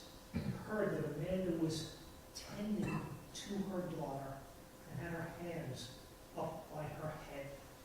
It would be natural that there would be gunshot residue on Ava's clothing because that gun was fired in a closed space and that plume of residue comes out and fills up a room. Now, some of you may be thinking at this point, you know, I've heard all the evidence, and really, I'm not sure what happened. I heard the interrogation tape, the 911 call. I've looked at all the pictures. I've heard two experts saying two different things. I don't think I know which way that gun was pointed. Maybe down, maybe up. Maybe this was just an accident. Maybe it was more. Maybe the bullet struck the ground and hit Ava. Maybe it didn't. All of those maybes and I'm not sures is what reasonable doubt is. It is a doubt for which you can give a reason. And you cannot convict Amanda Guthrie of any of these crimes if you have these doubts. You know, the prosecutors get to refer to themselves as the state, as in the state of Florida. The state calls such and such a witness. The state rests. The state is going to get the last word here, not me. But with the benefit of being able to call oneself the state comes a burden, and it's a heavy one. And that burden is proof beyond a reasonable doubt. Has it been met here? Or do you have a number of doubts about whether anybody was acting recklessly? Or do you have any doubts about whether anyone was actually playing with that gun? The direction it was pointed when it was fired, whether this was simply an act of negligence or was it more. Amanda Guthrie doesn't want your sympathy. She doesn't want your pity. She only wants to be treated as any of you would if, God forbid, you found yourself in her shoes. No, object again is improper. Sustained. And speaking of sympathy, I also ask you not to be swayed by your sympathy for Amanda Guthrie. This is a tragic situation, and we all feel for her. But incantations by the state of Ava Forever 14, Forever 14, have no place here. Aaron Beeger's testimony wasn't just called to identify a body. He also had a testimony was elicited that he was holding his daughter's hand when she died. And while I feel for Mr. Beeger, his testimony was elicited by the state to tug on your heartstrings. Do you think that for a moment, Amanda Guthrie wouldn't have wanted to be at her child's bedside at that time as well? Of course she couldn't, because she was under arrest at that time. You've heard about a number of lesser included charges here: manslaughter, neglect of a child, shooting and throwing missiles. The state has thrown the bucket at Amanda Guthrie. This is a kitchen sink of charges. But they all have the same language here, and that is that this conduct must be gross and flagrant. So please look at this and don't compromise and convict Amanda Guthrie of some lesser charge when that language of gross and flagrant or wanted and malicious is in all of these charges. Is she guilty of anything? Yeah, she's guilty of possession of a controlled substance, that controlled substance being marijuana. She is not guilty of armed possession of marijuana. That gun had nothing to do with this marijuana. We didn't hear any evidence whatsoever that these two were connected, or that the gun and the marijuana were possessed simultaneously. They are completely separate. This is a throw-in charge. It says no place here. This is another example of the state tacking on additional charges. Now, Ms. Guthrie has chosen not to testify in her own defense, although I think you all got a pretty good sense of her during the police interrogation. Once again, though, the fact that she didn't testify here is not something that you can hold against her, as the judge will instruct you. I know that some of you possess handguns for protection, keep them in a lockbox. Some do not. Mary, again, I object reference to specifically the jury and what they do and don't do. Well, I'm talking. Overall, go ahead. Some keep their guns, we heard, in the nightstand or in a closet loaded. One of the detectives here during the interrogation even told us that he keeps a gun hidden somewhere in his house with young children. It's not an uncommon practice. Ms. Guthrie thought she was keeping her gun safe by not having the magazine in it.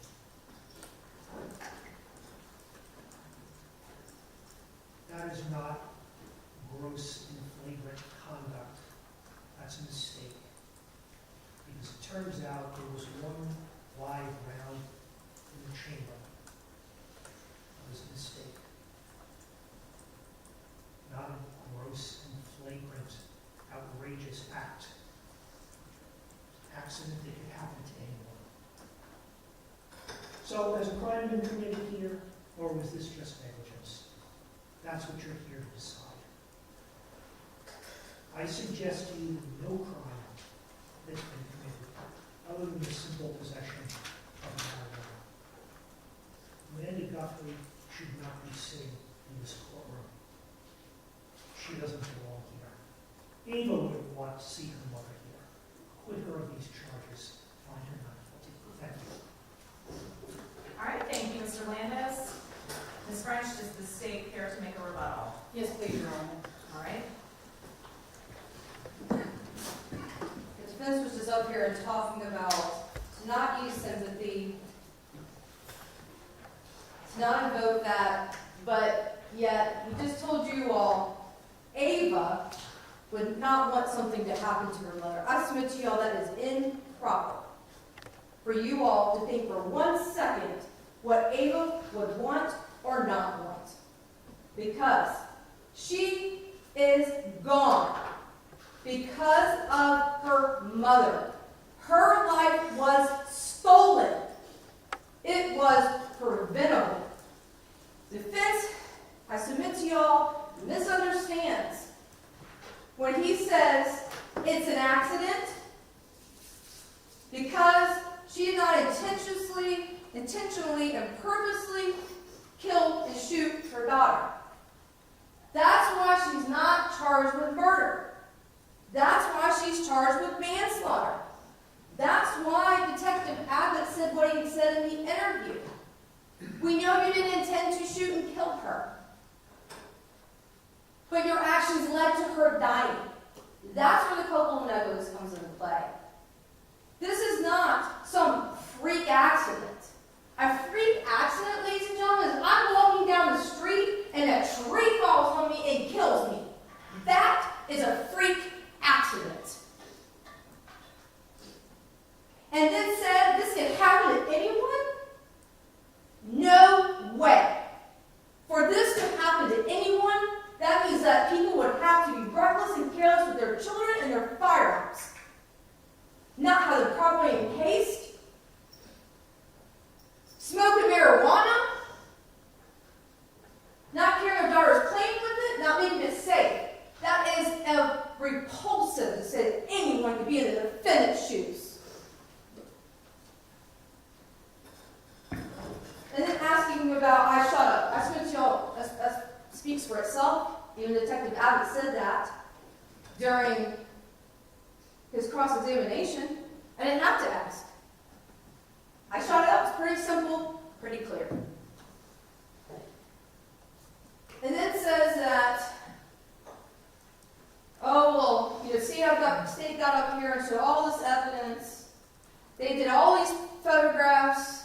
They did all these things at the scene, this DNA. We're not objecting to that. Well, again, ladies and gentlemen, the state court has to prove it. They don't have to do anything. The state has to put that evidence in. And then they said, well, JSO didn't do a thorough investigation. Well, if they didn't do a thorough investigation, then why are they still sending stuff for DNA? Making sure that Ava and her mom's DNA is on the gun. Sending things to the Florida Department of Law Enforcement, making sure that casing matches the gun. Taking those photographs.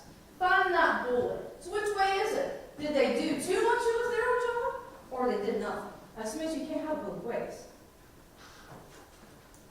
And in order to believe Michael LaPorte, you would have to disbelieve his own client, Tara Helso, Emily Amyhare, Ladora Parker, Detective Wilson, and then Officer Munoz-Strava's body cam.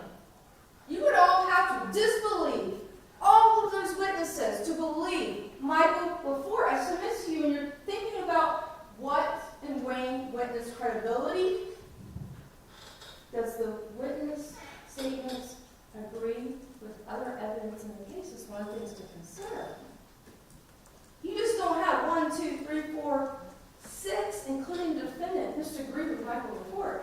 But he's the only one that's being accurate. I submit to you that that's just not the case. And then said that he had no reason to come here and say what he said. Well, let's rewind a second. He got paid $3,500 retainer, $250 an hour. Judge, I'm sorry, I object. I didn't discuss anything about money during my direct. This is supposed to be limited to what I said during my closing argument. Overall. That is the state's response when the defense said that Mr. LaPorte came in here and had no reason but to tell the truth. You can consider money. Again, it goes back to what can you consider for witness credibility. Did they receive money? Yes. Mr. LaPorte did. Who received the most money? Mr. LaPorte.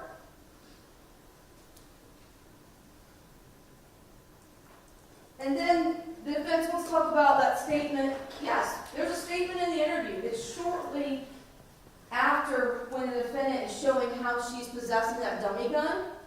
And she is still standing up. Detective Abbott is still standing up. And she says the statement about she doesn't know if it hit her dot on the right side. And then she says, or maybe hit something else first. Maybe hit something else first. Her first inclination was it hit her right side. That's still not it ricocheted, which is definitive. It still doesn't say it hit the ceramic tile floor. It says maybe. But again, I submit to you all, it doesn't matter for manslaughter where the bullet went. Because what we know is where it ended up, in Haver's head. And again, you can make your own conclusions about the interview. That I disagree with the defense and their assessment of it. The detectives are nice, they are polite, they're not combative, they're using techniques to garner rapport with her, to get her to speak to them. And there are plenty of times throughout the interview where she's not emotional. She's giving answers. She's responding. So I submit to you, she had several hours to state it was a ricochet or any other statement that she wanted. Also, to make a big deal about Detective Abbott talking about memory. Well, again, he's not a psychiatrist. He's trying to build rapport with her. Another thing to think about the GSR, when Amanda is tending to the victim as well, she had taken the hoodie off because she's applying pressure with the towel with blood. So again, the defendant is not touching the hoodie. Further to show, the gunshot residue got there because the gun was shot higher. It was shot at her. And talked about, well, the state called Aaron Beezer, I apologize, to the stand because of sympathy. No, again, we have to prove that that was in fact Amanda Guthrie that had the medical exam report. And then he wanted to talk about and try to evoke some emotion out of you all. Well, the defendant, she would have liked to have been there at her daughter's bedside as well, her deathbed, but then she shouldn't have caused it. Her deathbed was caused by the defendant. Talking about the gun, you're not supposed to have a gun in narcotics. She's got a legal substance, she has a gun. She has them both right there. She's either possessing it or within arm's reach. You're not supposed to have both. Then they want to talk about, well, she just made a mistake. Ladies and gentlemen, you know what a mistake would be? The defendant forgot to pick up her daughter because she thought Mr. Beezer was picking her up. That's a mistake. That's a mistake, ladies and gentlemen. Not involving a firearm and safety. That's why we're here. It's more than a mistake. It's reckless. It's flagrant. It's gross. And again, ladies and gentlemen, talking about that happens in anyone. This doesn't just happen to anyone. It happens to people who are reckless, who are irresponsible, who are worried about smoking a gun. And then they want, defense wants to come and say, oh, responsible Ava, responsible Ava. Ava's under 18. The law protects under 18. The defendant is responsible for her care, her supervision, her protection. So to all the ways that, two more things, ladies and gentlemen, then I'm done. I know y'all are hurt enough at this point. All the times that the defendant could have intervened, prevented us from being here today. She did not properly store the firearm. It was not on a high up area on that TV armoire, out of reach of Ava. It was not in a holster. It was not in a box. She knew her daughter, knew the location. She allowed her daughter to hold it before. She was focused and thinking about rolling her joint. She never asked for the gun back. She allowed her to play around with the gun. She did not secure the gun and make it safe that it was unloaded. When the daughter hands her the daughter hands her the gun in a safe position. The defendant takes it out of a safe position. Doesn't make it safe. Has the end of the bullet, end of the barrel facing at her daughter. She doesn't put the gun up. She puts her finger on the trigger. I pulled it. She pulls the trigger. Her daughter is right beside her. Gun is pointed at her daughter. Did you ever think that you shouldn't be pointing your gun at your daughter? There was a pause, I submit, by the defendant. No, I hadn't thought about that. There's two safety features. Objection, this is beyond what I spoke about now, talking about safety features of the gun. This is Sustained. beyond Her knowledge of firearms. I submit to you, ladies and gentlemen, these are all the actions that show that the defendant was reckless, gross, wanton. At any point in time, she could have stopped that train, but she didn't. And then lastly,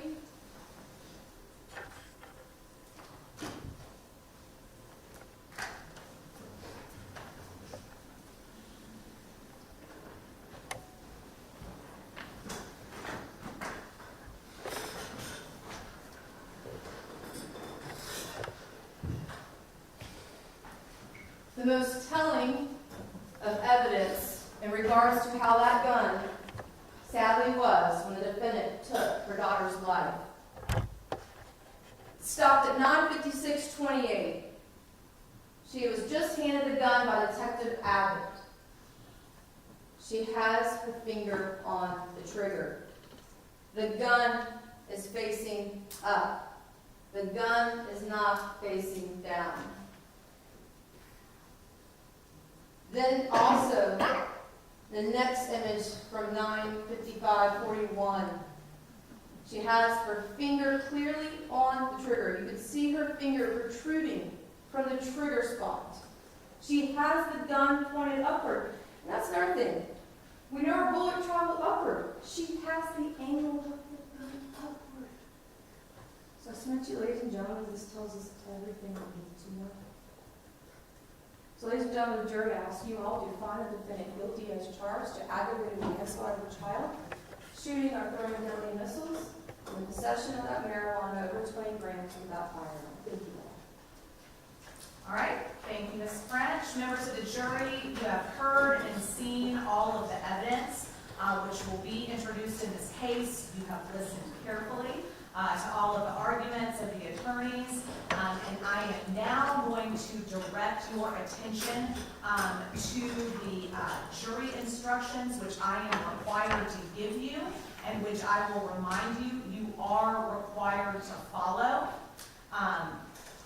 Ladies and gentlemen, in our gallery, during the time that I am instructing the jury, no one is permitted to enter the courtroom or exit the courtroom.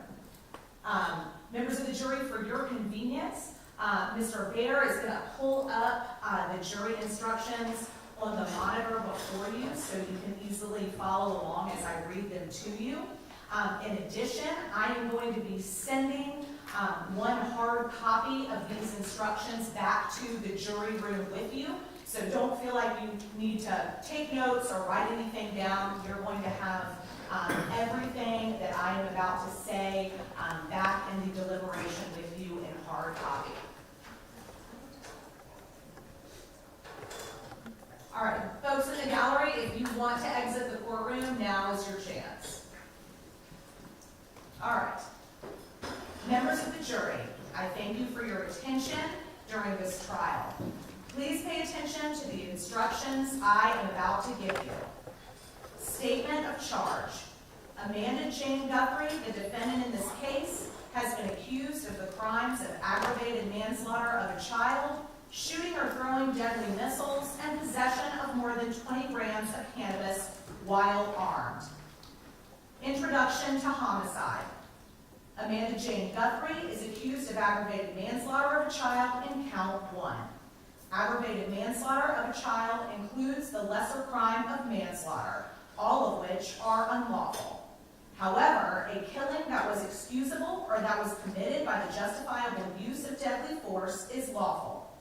If you find A.G. was killed by Amanda Jane Guthrie, you will then consider the circumstances surrounding the killing in deciding if the killing was aggravated manslaughter of a child, or whether the killing was excusable or resulted from justifiable use of deadly force. Justifiable homicide. The killing of a human being is justifiable homicide and lawful if necessarily done while resisting an attempt to murder or commit a felony upon the defendant, or to commit a felony in any dwelling house in which the defendant was at the time of the killing. Excusable homicide. The killing of a human being is excusable and therefore lawful under any one of the following three circumstances. When the killing is committed by accident and misfortune, in doing any lawful act by lawful means with usual ordinary caution and without any unlawful intent, or when the killing occurs by accident and misfortune in the heat of passion upon any sudden and sufficient provocation, or when the killing is committed by accident and misfortune resulting from a sudden combat if a dangerous weapon is not used and the killing is not done in a cruel or unusual manner. A dangerous weapon is any object that will likely cause death or great bodily harm if used in the ordinary and usual manner contemplated by its design and construction. An object is not designed to inflict bodily harm may nonetheless be a dangerous weapon if it was used in a manner likely to cause death or great bodily harm. Great bodily harm means great, as distinguished from slight, trivial, minor, or moderate harm, and as such does not include mere bruises. I now instruct you on the circumstances that must be proved before Amanda Jane Guthrie may be found guilty of aggravated manslaughter of a child or any lesser included crime. Aggravated manslaughter. As to count one, to prove the crime of aggravated manslaughter, the state must prove the following three elements beyond a reasonable doubt. Number one, A.G. is dead. Number two, the death of A.G. was caused by the culpable negligence of Amanda Jane Guthrie. Number three, A.G. was at the time a child, and A.G.'s death was caused by the neglect of Amanda Jane Guthrie, a caregiver for A.G.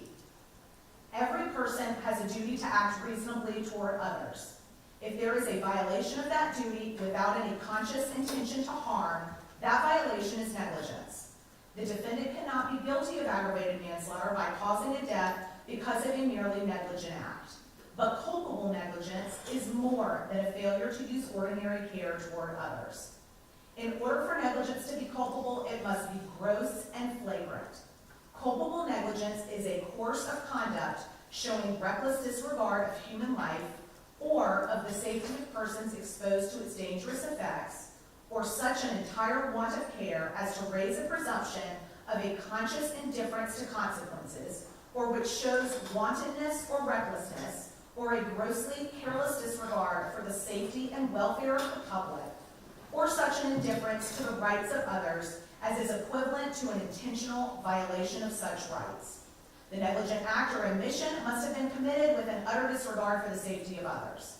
Culpable negligence is consciously doing an act or following the course of conduct that the defendant must have known or reasonably should have known was likely to cause death or great bodily injury. The defendant cannot be guilty of aggravated manslaughter if the killing was either justifiable or excusable homicide, as I have previously instructed you. Child means any person under the age of 18 years.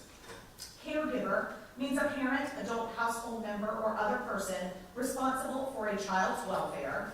Neglect of a child means a caregiver's failure or omission to provide a child with the care, supervision, and services necessary to maintain a child's physical and mental health, including but not limited to food, nutrition, clothing, shelter, supervision, medicine, and medical services that a prudent person would consider essential for the well-being of a child.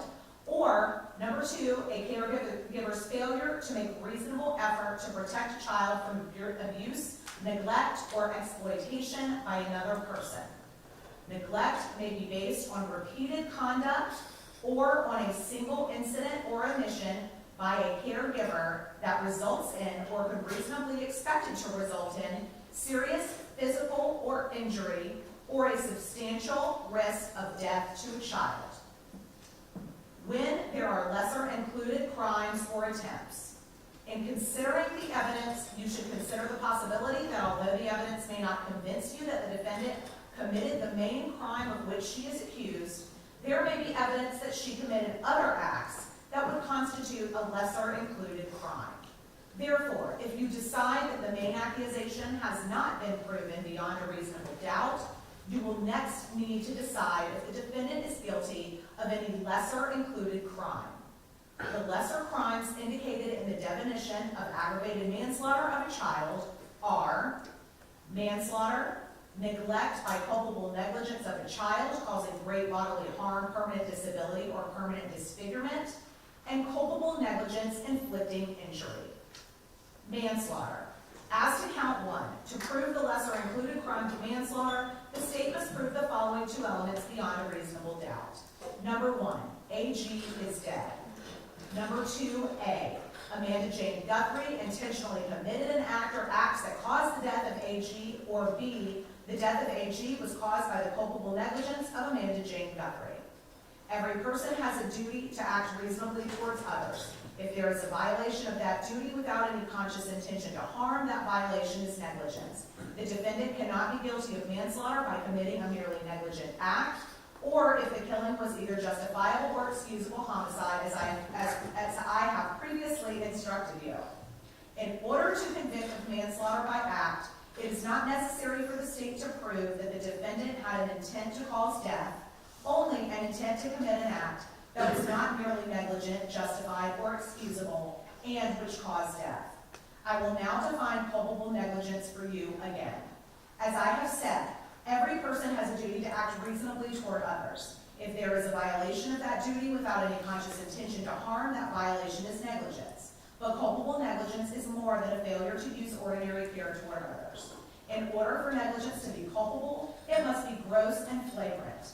Culpable negligence is a course of conduct showing reckless disregard of human life or of the safety of persons exposed to its dangerous effects, or such an entire want of care as to raise a presumption of a conscious indifference to consequences, or which shows wantonness or recklessness or a grossly careless disregard for the safety and welfare of the public, or such an indifference to the rights of others as is equivalent to an intentional violation of such rights.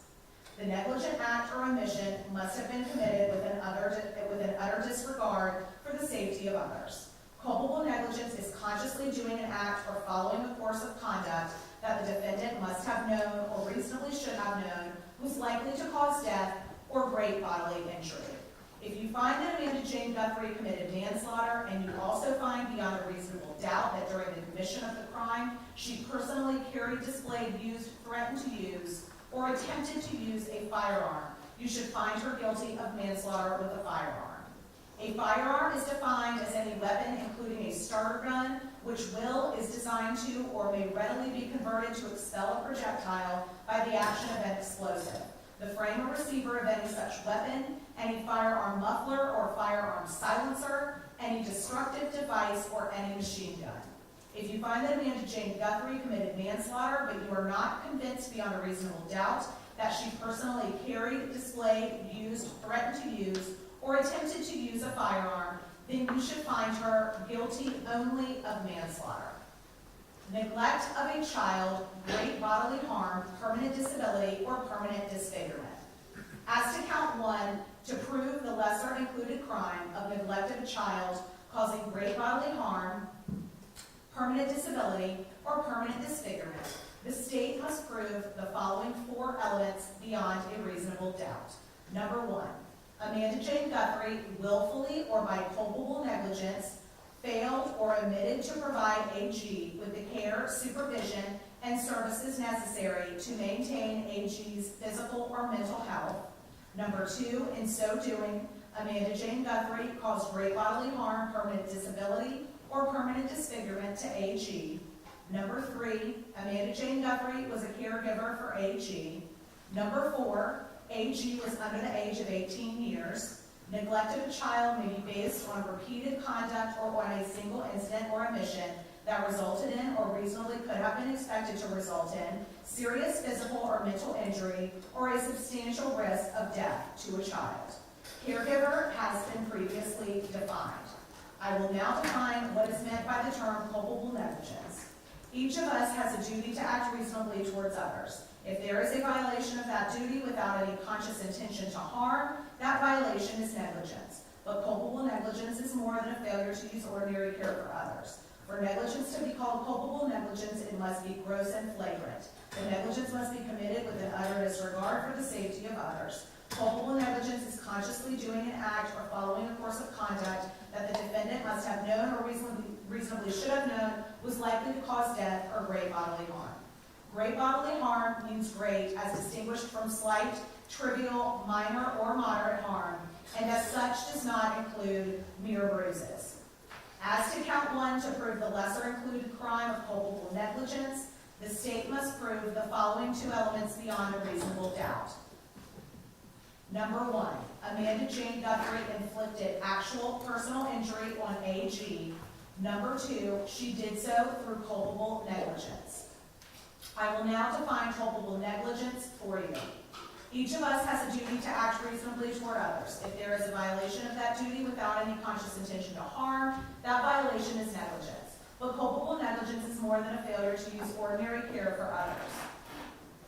In order for negligence to be culpable, it must be gross and flagrant. Culpable negligence is a course of conduct showing reckless disregard for human life or for the safety of persons exposed to its dangerous effects, or such an entire want of care as to raise a presumption of a conscious indifference to consequences, or which shows wantonness or recklessness or a grossly careless disregard for the safety and welfare of the public, or shows such an indifference to the rights of others as is equivalent to an intentional violation of such rights. Shooting or throwing deadly missiles. As to count two, to prove the crime of shooting or throwing deadly missiles, the state must prove the following three elements beyond a reasonable doubt. Number one, Amanda Jane Guthrie shot a firearm that would produce death or great bodily harm. Number two, she did so within or into a public or private building, occupied or unoccupied. Number three, the defendant's act was done wantonly or maliciously. Wantonly means consciously and intentionally, with reckless indifference to consequences and with the knowledge that damage is likely to be done to some person. Maliciously means wrongfully, intentionally, without legal justification or excuse, and with the knowledge that injury or damage will or may be caused to another person or the property of another person. Firearm has previously been defined. Great bodily harm has previously been defined. It is not necessary for the state to prove a defendant acted with malevolence toward a vehicle or structure itself if the state proved she acted with a wanton or malicious attitude directed toward an individual within or near the vehicle or structure. Possession of a controlled substance. Certain drugs and chemical substances are by law known as controlled substances. Cannabis is a controlled substance. As to count three, to prove the crime of possession of a controlled substance, the state must prove the following three elements beyond a reasonable doubt. Number one, Amanda Jane Guthrie possessed a substance. Number two, the substance was cannabis. Number three, the cannabis weighed more than 20 grams. To prove Amanda Jane Guthrie possessed a substance, the state must prove beyond a reasonable doubt that she A, knew of the existence of the substance, and B, intentionally exercised control over that substance. Control can be exercised over a substance, whether the substance is carried on a person, near a person, or in a completely separate location. Mere proximity to a substance does not establish that the person intentionally exercised control over the substance in the absence of additional evidence.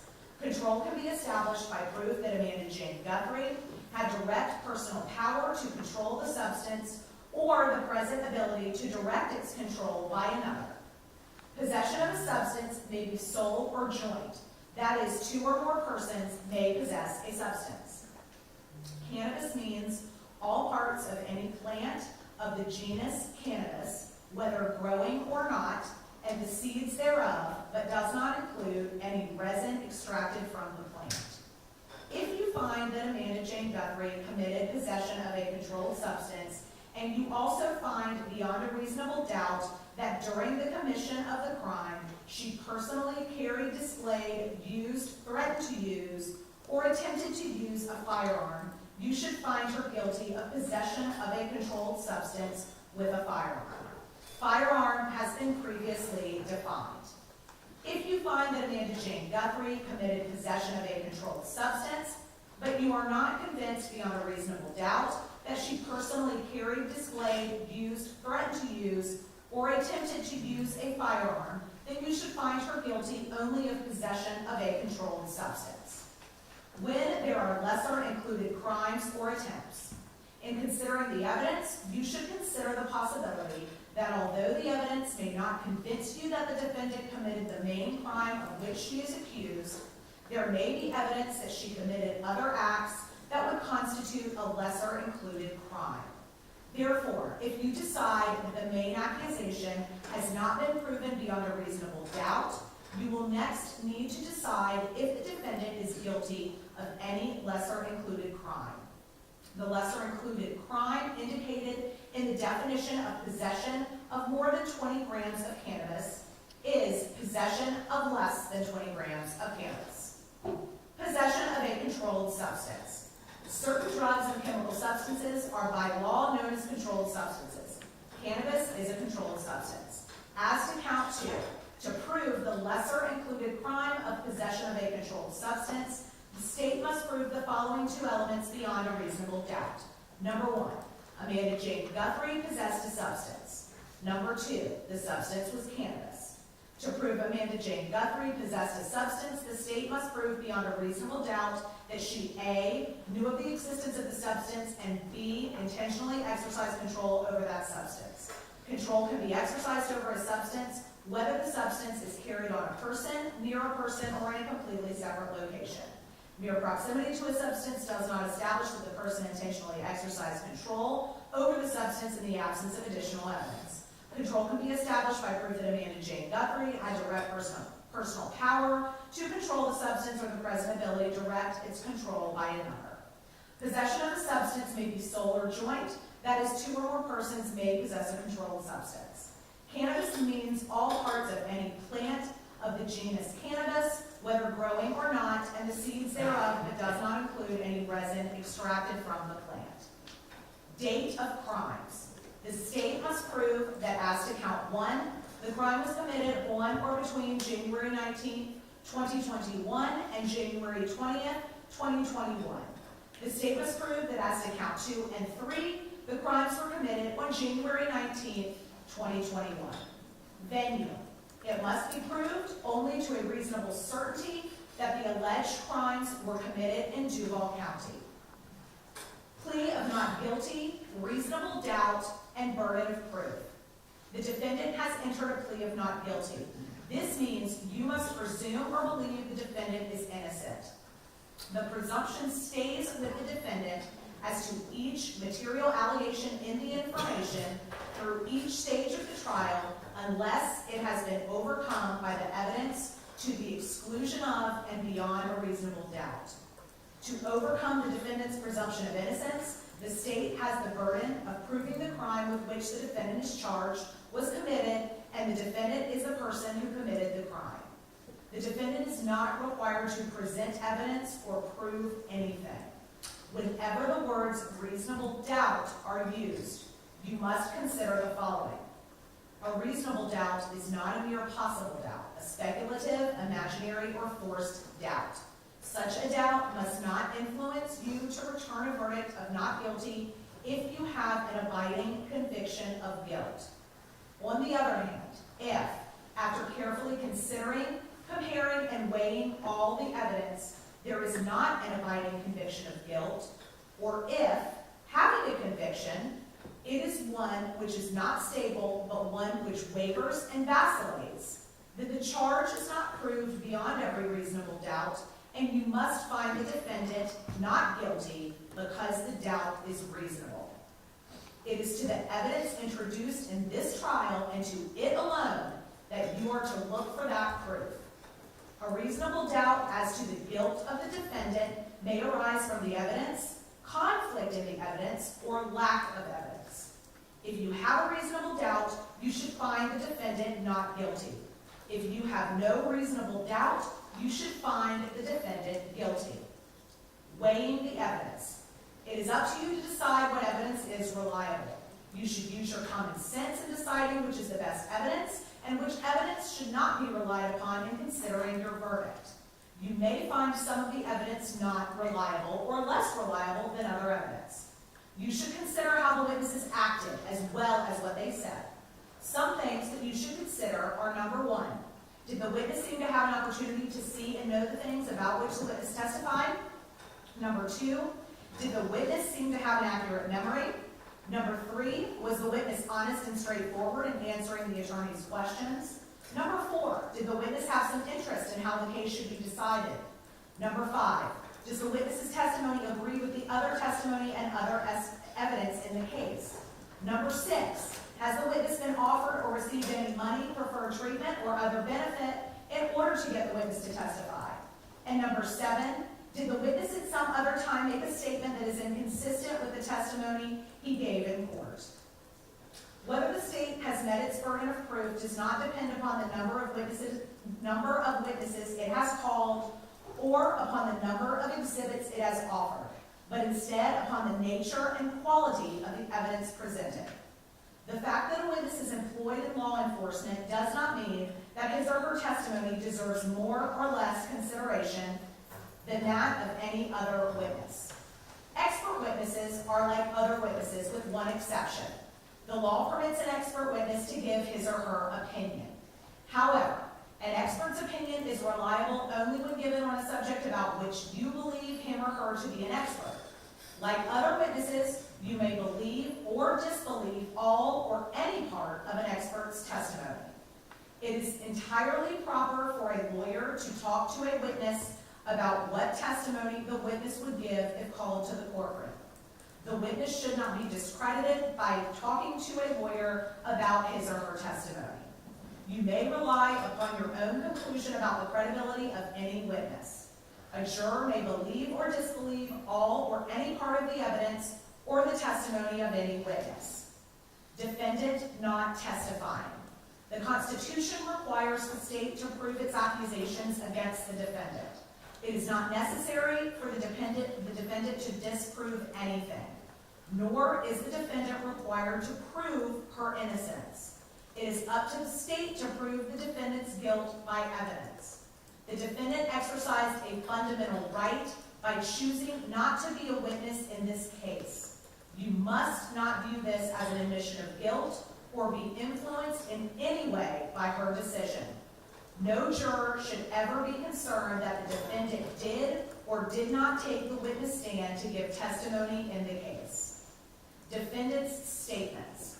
A statement claimed to have been made by the defendant outside of court has been placed before you. Such a statement should always be considered with caution and be weighed with great care to make certain it was freely and voluntarily made.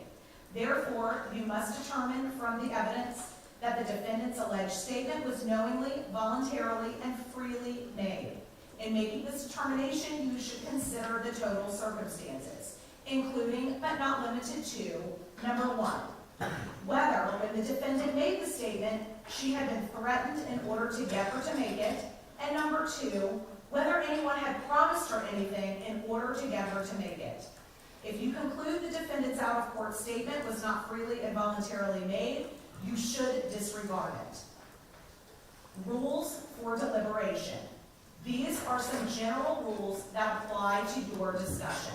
You must follow these rules in order to return a lawful verdict. Number one, you must follow the law as it is set out in these instructions. If you fail to follow the law, your verdict will be a miscarriage of justice. There is no reason for failing to follow the law in this case, and all of us are depending upon you to make a wise and legal decision in this matter. Number two, this case must be decided only upon the evidence that you have heard from the testimony of the witnesses and have seen in the form of the exhibits and evidence and these instructions. This case must not be decided for or against anyone because you feel sorry for anyone or are angry at anyone. Number 4, remember, the lawyers are not on trial. Your feelings about them should not influence your decision in this case. Number 5, your duty is to determine if the defendant has been proven guilty or not in accord with the law. It is the judge's job to determine a proper sentence if the defendant is found guilty.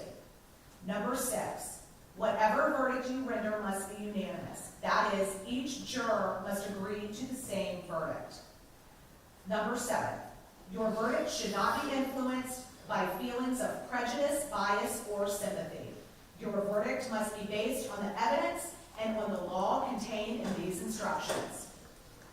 Cautionary instruction. Deciding a verdict is exclusively your job. I cannot participate in that decision in any way.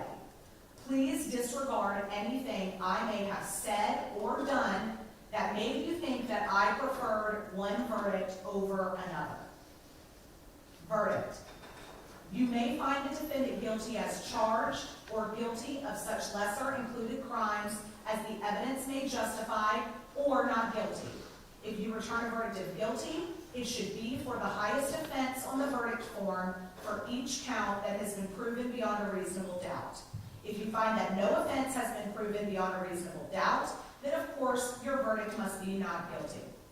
The verdict must be unanimous. That is, all of you must agree to the same verdict. Only one verdict may be returned as to each crime charged. The verdict must be in writing, and for your convenience, the necessary verdict forms have been prepared for you. They are as follows. Verdict 1. We, the jury, find the defendant guilty of aggravated manslaughter of a child as charged in the information. We, the jury, find the defendant guilty of manslaughter, a lesser included offense. If you find the defendant guilty of this offense, you must choose one of the following findings. We find the defendant did carry, display, or use a firearm during the commission of the offense. We find the defendant did not carry, display, or use a firearm during the commission of the offense. We, the jury, find the defendant guilty of neglect by culpable negligence of a child causing great bodily harm, permanent disability, or permanent disfigurement, a lesser included offense.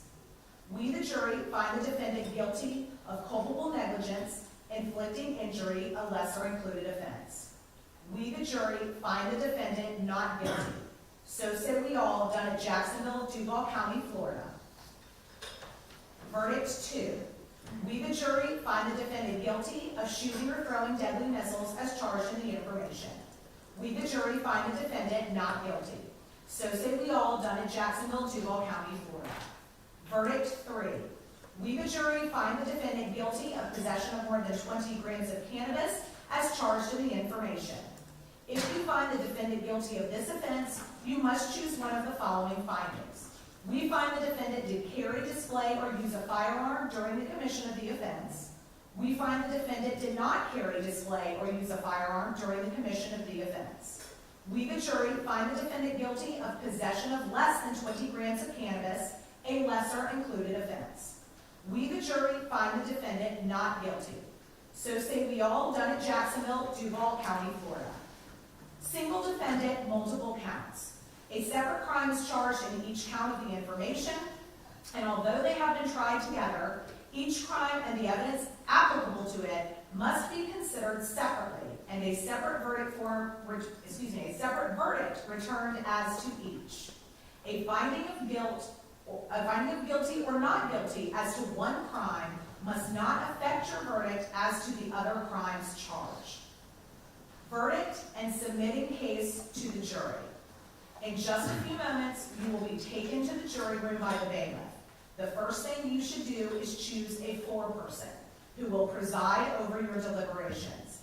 The foreperson should see to it that your discussions are carried on in an organized way and that everyone has a fair chance to be heard.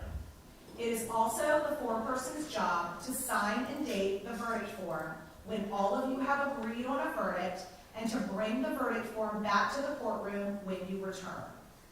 During deliberations, Jurors must communicate about the case only with one another and only when all jurors are present in the jury room. You are not to communicate with any person outside the jury about this case. Until you have reached a verdict, you must not talk about this case in person or through the telephone, writing, or electronic communication, such as blog, Twitter, email, text message, or any other means. Do not contact anyone to assist you during deliberations. These communications rules apply until I discharge you at the end of the case. If you become aware of any violation of these instructions or any other instruction I have given in this case, you must tell me by giving a note to the bailiff. Many of you have cell phones, tablets, laptops, or other electronic devices here in the courtroom. The rules do not allow you to bring your phones or any of those types of electronic devices into the jury room. Kindly hand those devices to the bailiff where they will be guarded while you deliberate. If you need to communicate with me, send a note through the bailiff signed by the foreperson. If you have voted, do not disclose the actual vote in the note. If you have questions, I will talk with the attorneys before I answer, so it may take some time. You may continue your deliberations while you wait for my answer. I will answer any questions, if I can, in writing or orally here in open court. During the trial, items were received into evidence as exhibits. You may examine whatever exhibits you think will help you in your deliberations. These exhibits will be sent into the jury room with you when you begin to deliberate. In closing, let me remind you that it is important that you follow the law spelled out in these instructions in deciding your verdict. There are no other laws that apply to this case. Even if you do not like the laws that must be applied, you must use them. For 2 centuries, we have lived by the Constitution and the law, and no juror has the right to violate the rules that we all share. All right, members of the jury, thank you for your kind attention to those rather lengthy instructions. Before I excuse you to the back to eat your lunch and begin your deliberations, it is necessary for me at this time to excuse our 2 alternate jurors. You all probably remember that during the jury selection, there was an individual in our panel that said he had been picked for jury duty or jury service at one point, but they kicked him off. Well, I hope you don't think of this as me kicking you off, but I am going to excuse at this point our 2 alternate jurors. First, Mr. Sylvester, and second, Mr. Cox. Thank you both for being here this week with us. Thank you for your kind attention and for being here and going through this process with us this week. On behalf of myself and the parties, we thank you. You can go ahead and follow the bailiff into the jury room to collect your belongings.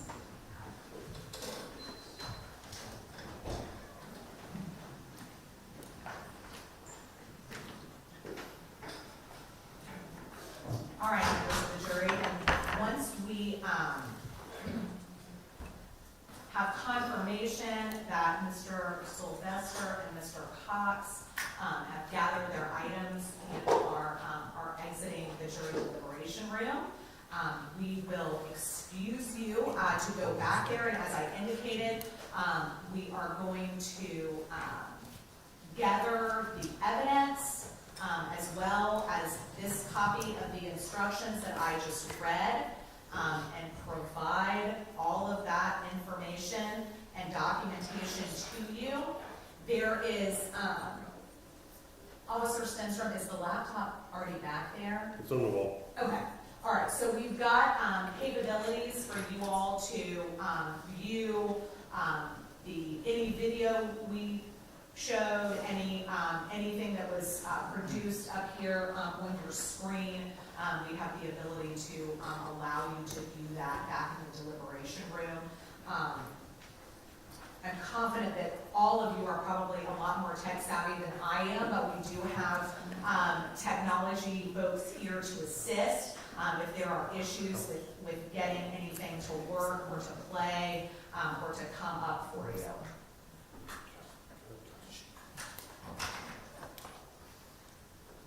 All clear? All right, very well. Members of the jury, you may now retire to deliberate. You may feel free to take your notes with you into the jury room to use during your deliberations. Thank you.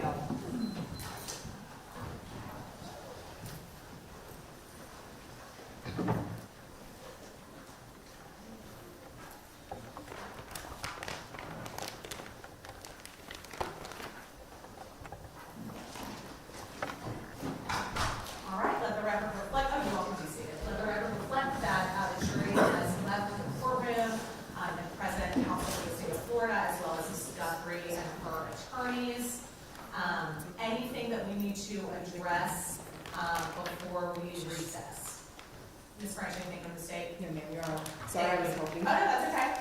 Mr. Reyes? Judge, just procedurally, I'm not going too far, but I mean, you out of the courthouse for lunch, do you want cell phone numbers? Yes. Do you have keys, you guys back? Okay. Yes. All right. Yeah, if you want to, Can we write that down? yeah, if you can, that would be great. Those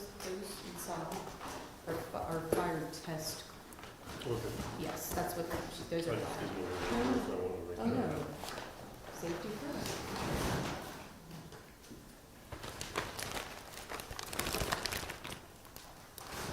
All right, we will go ahead and go off the record and be in recess.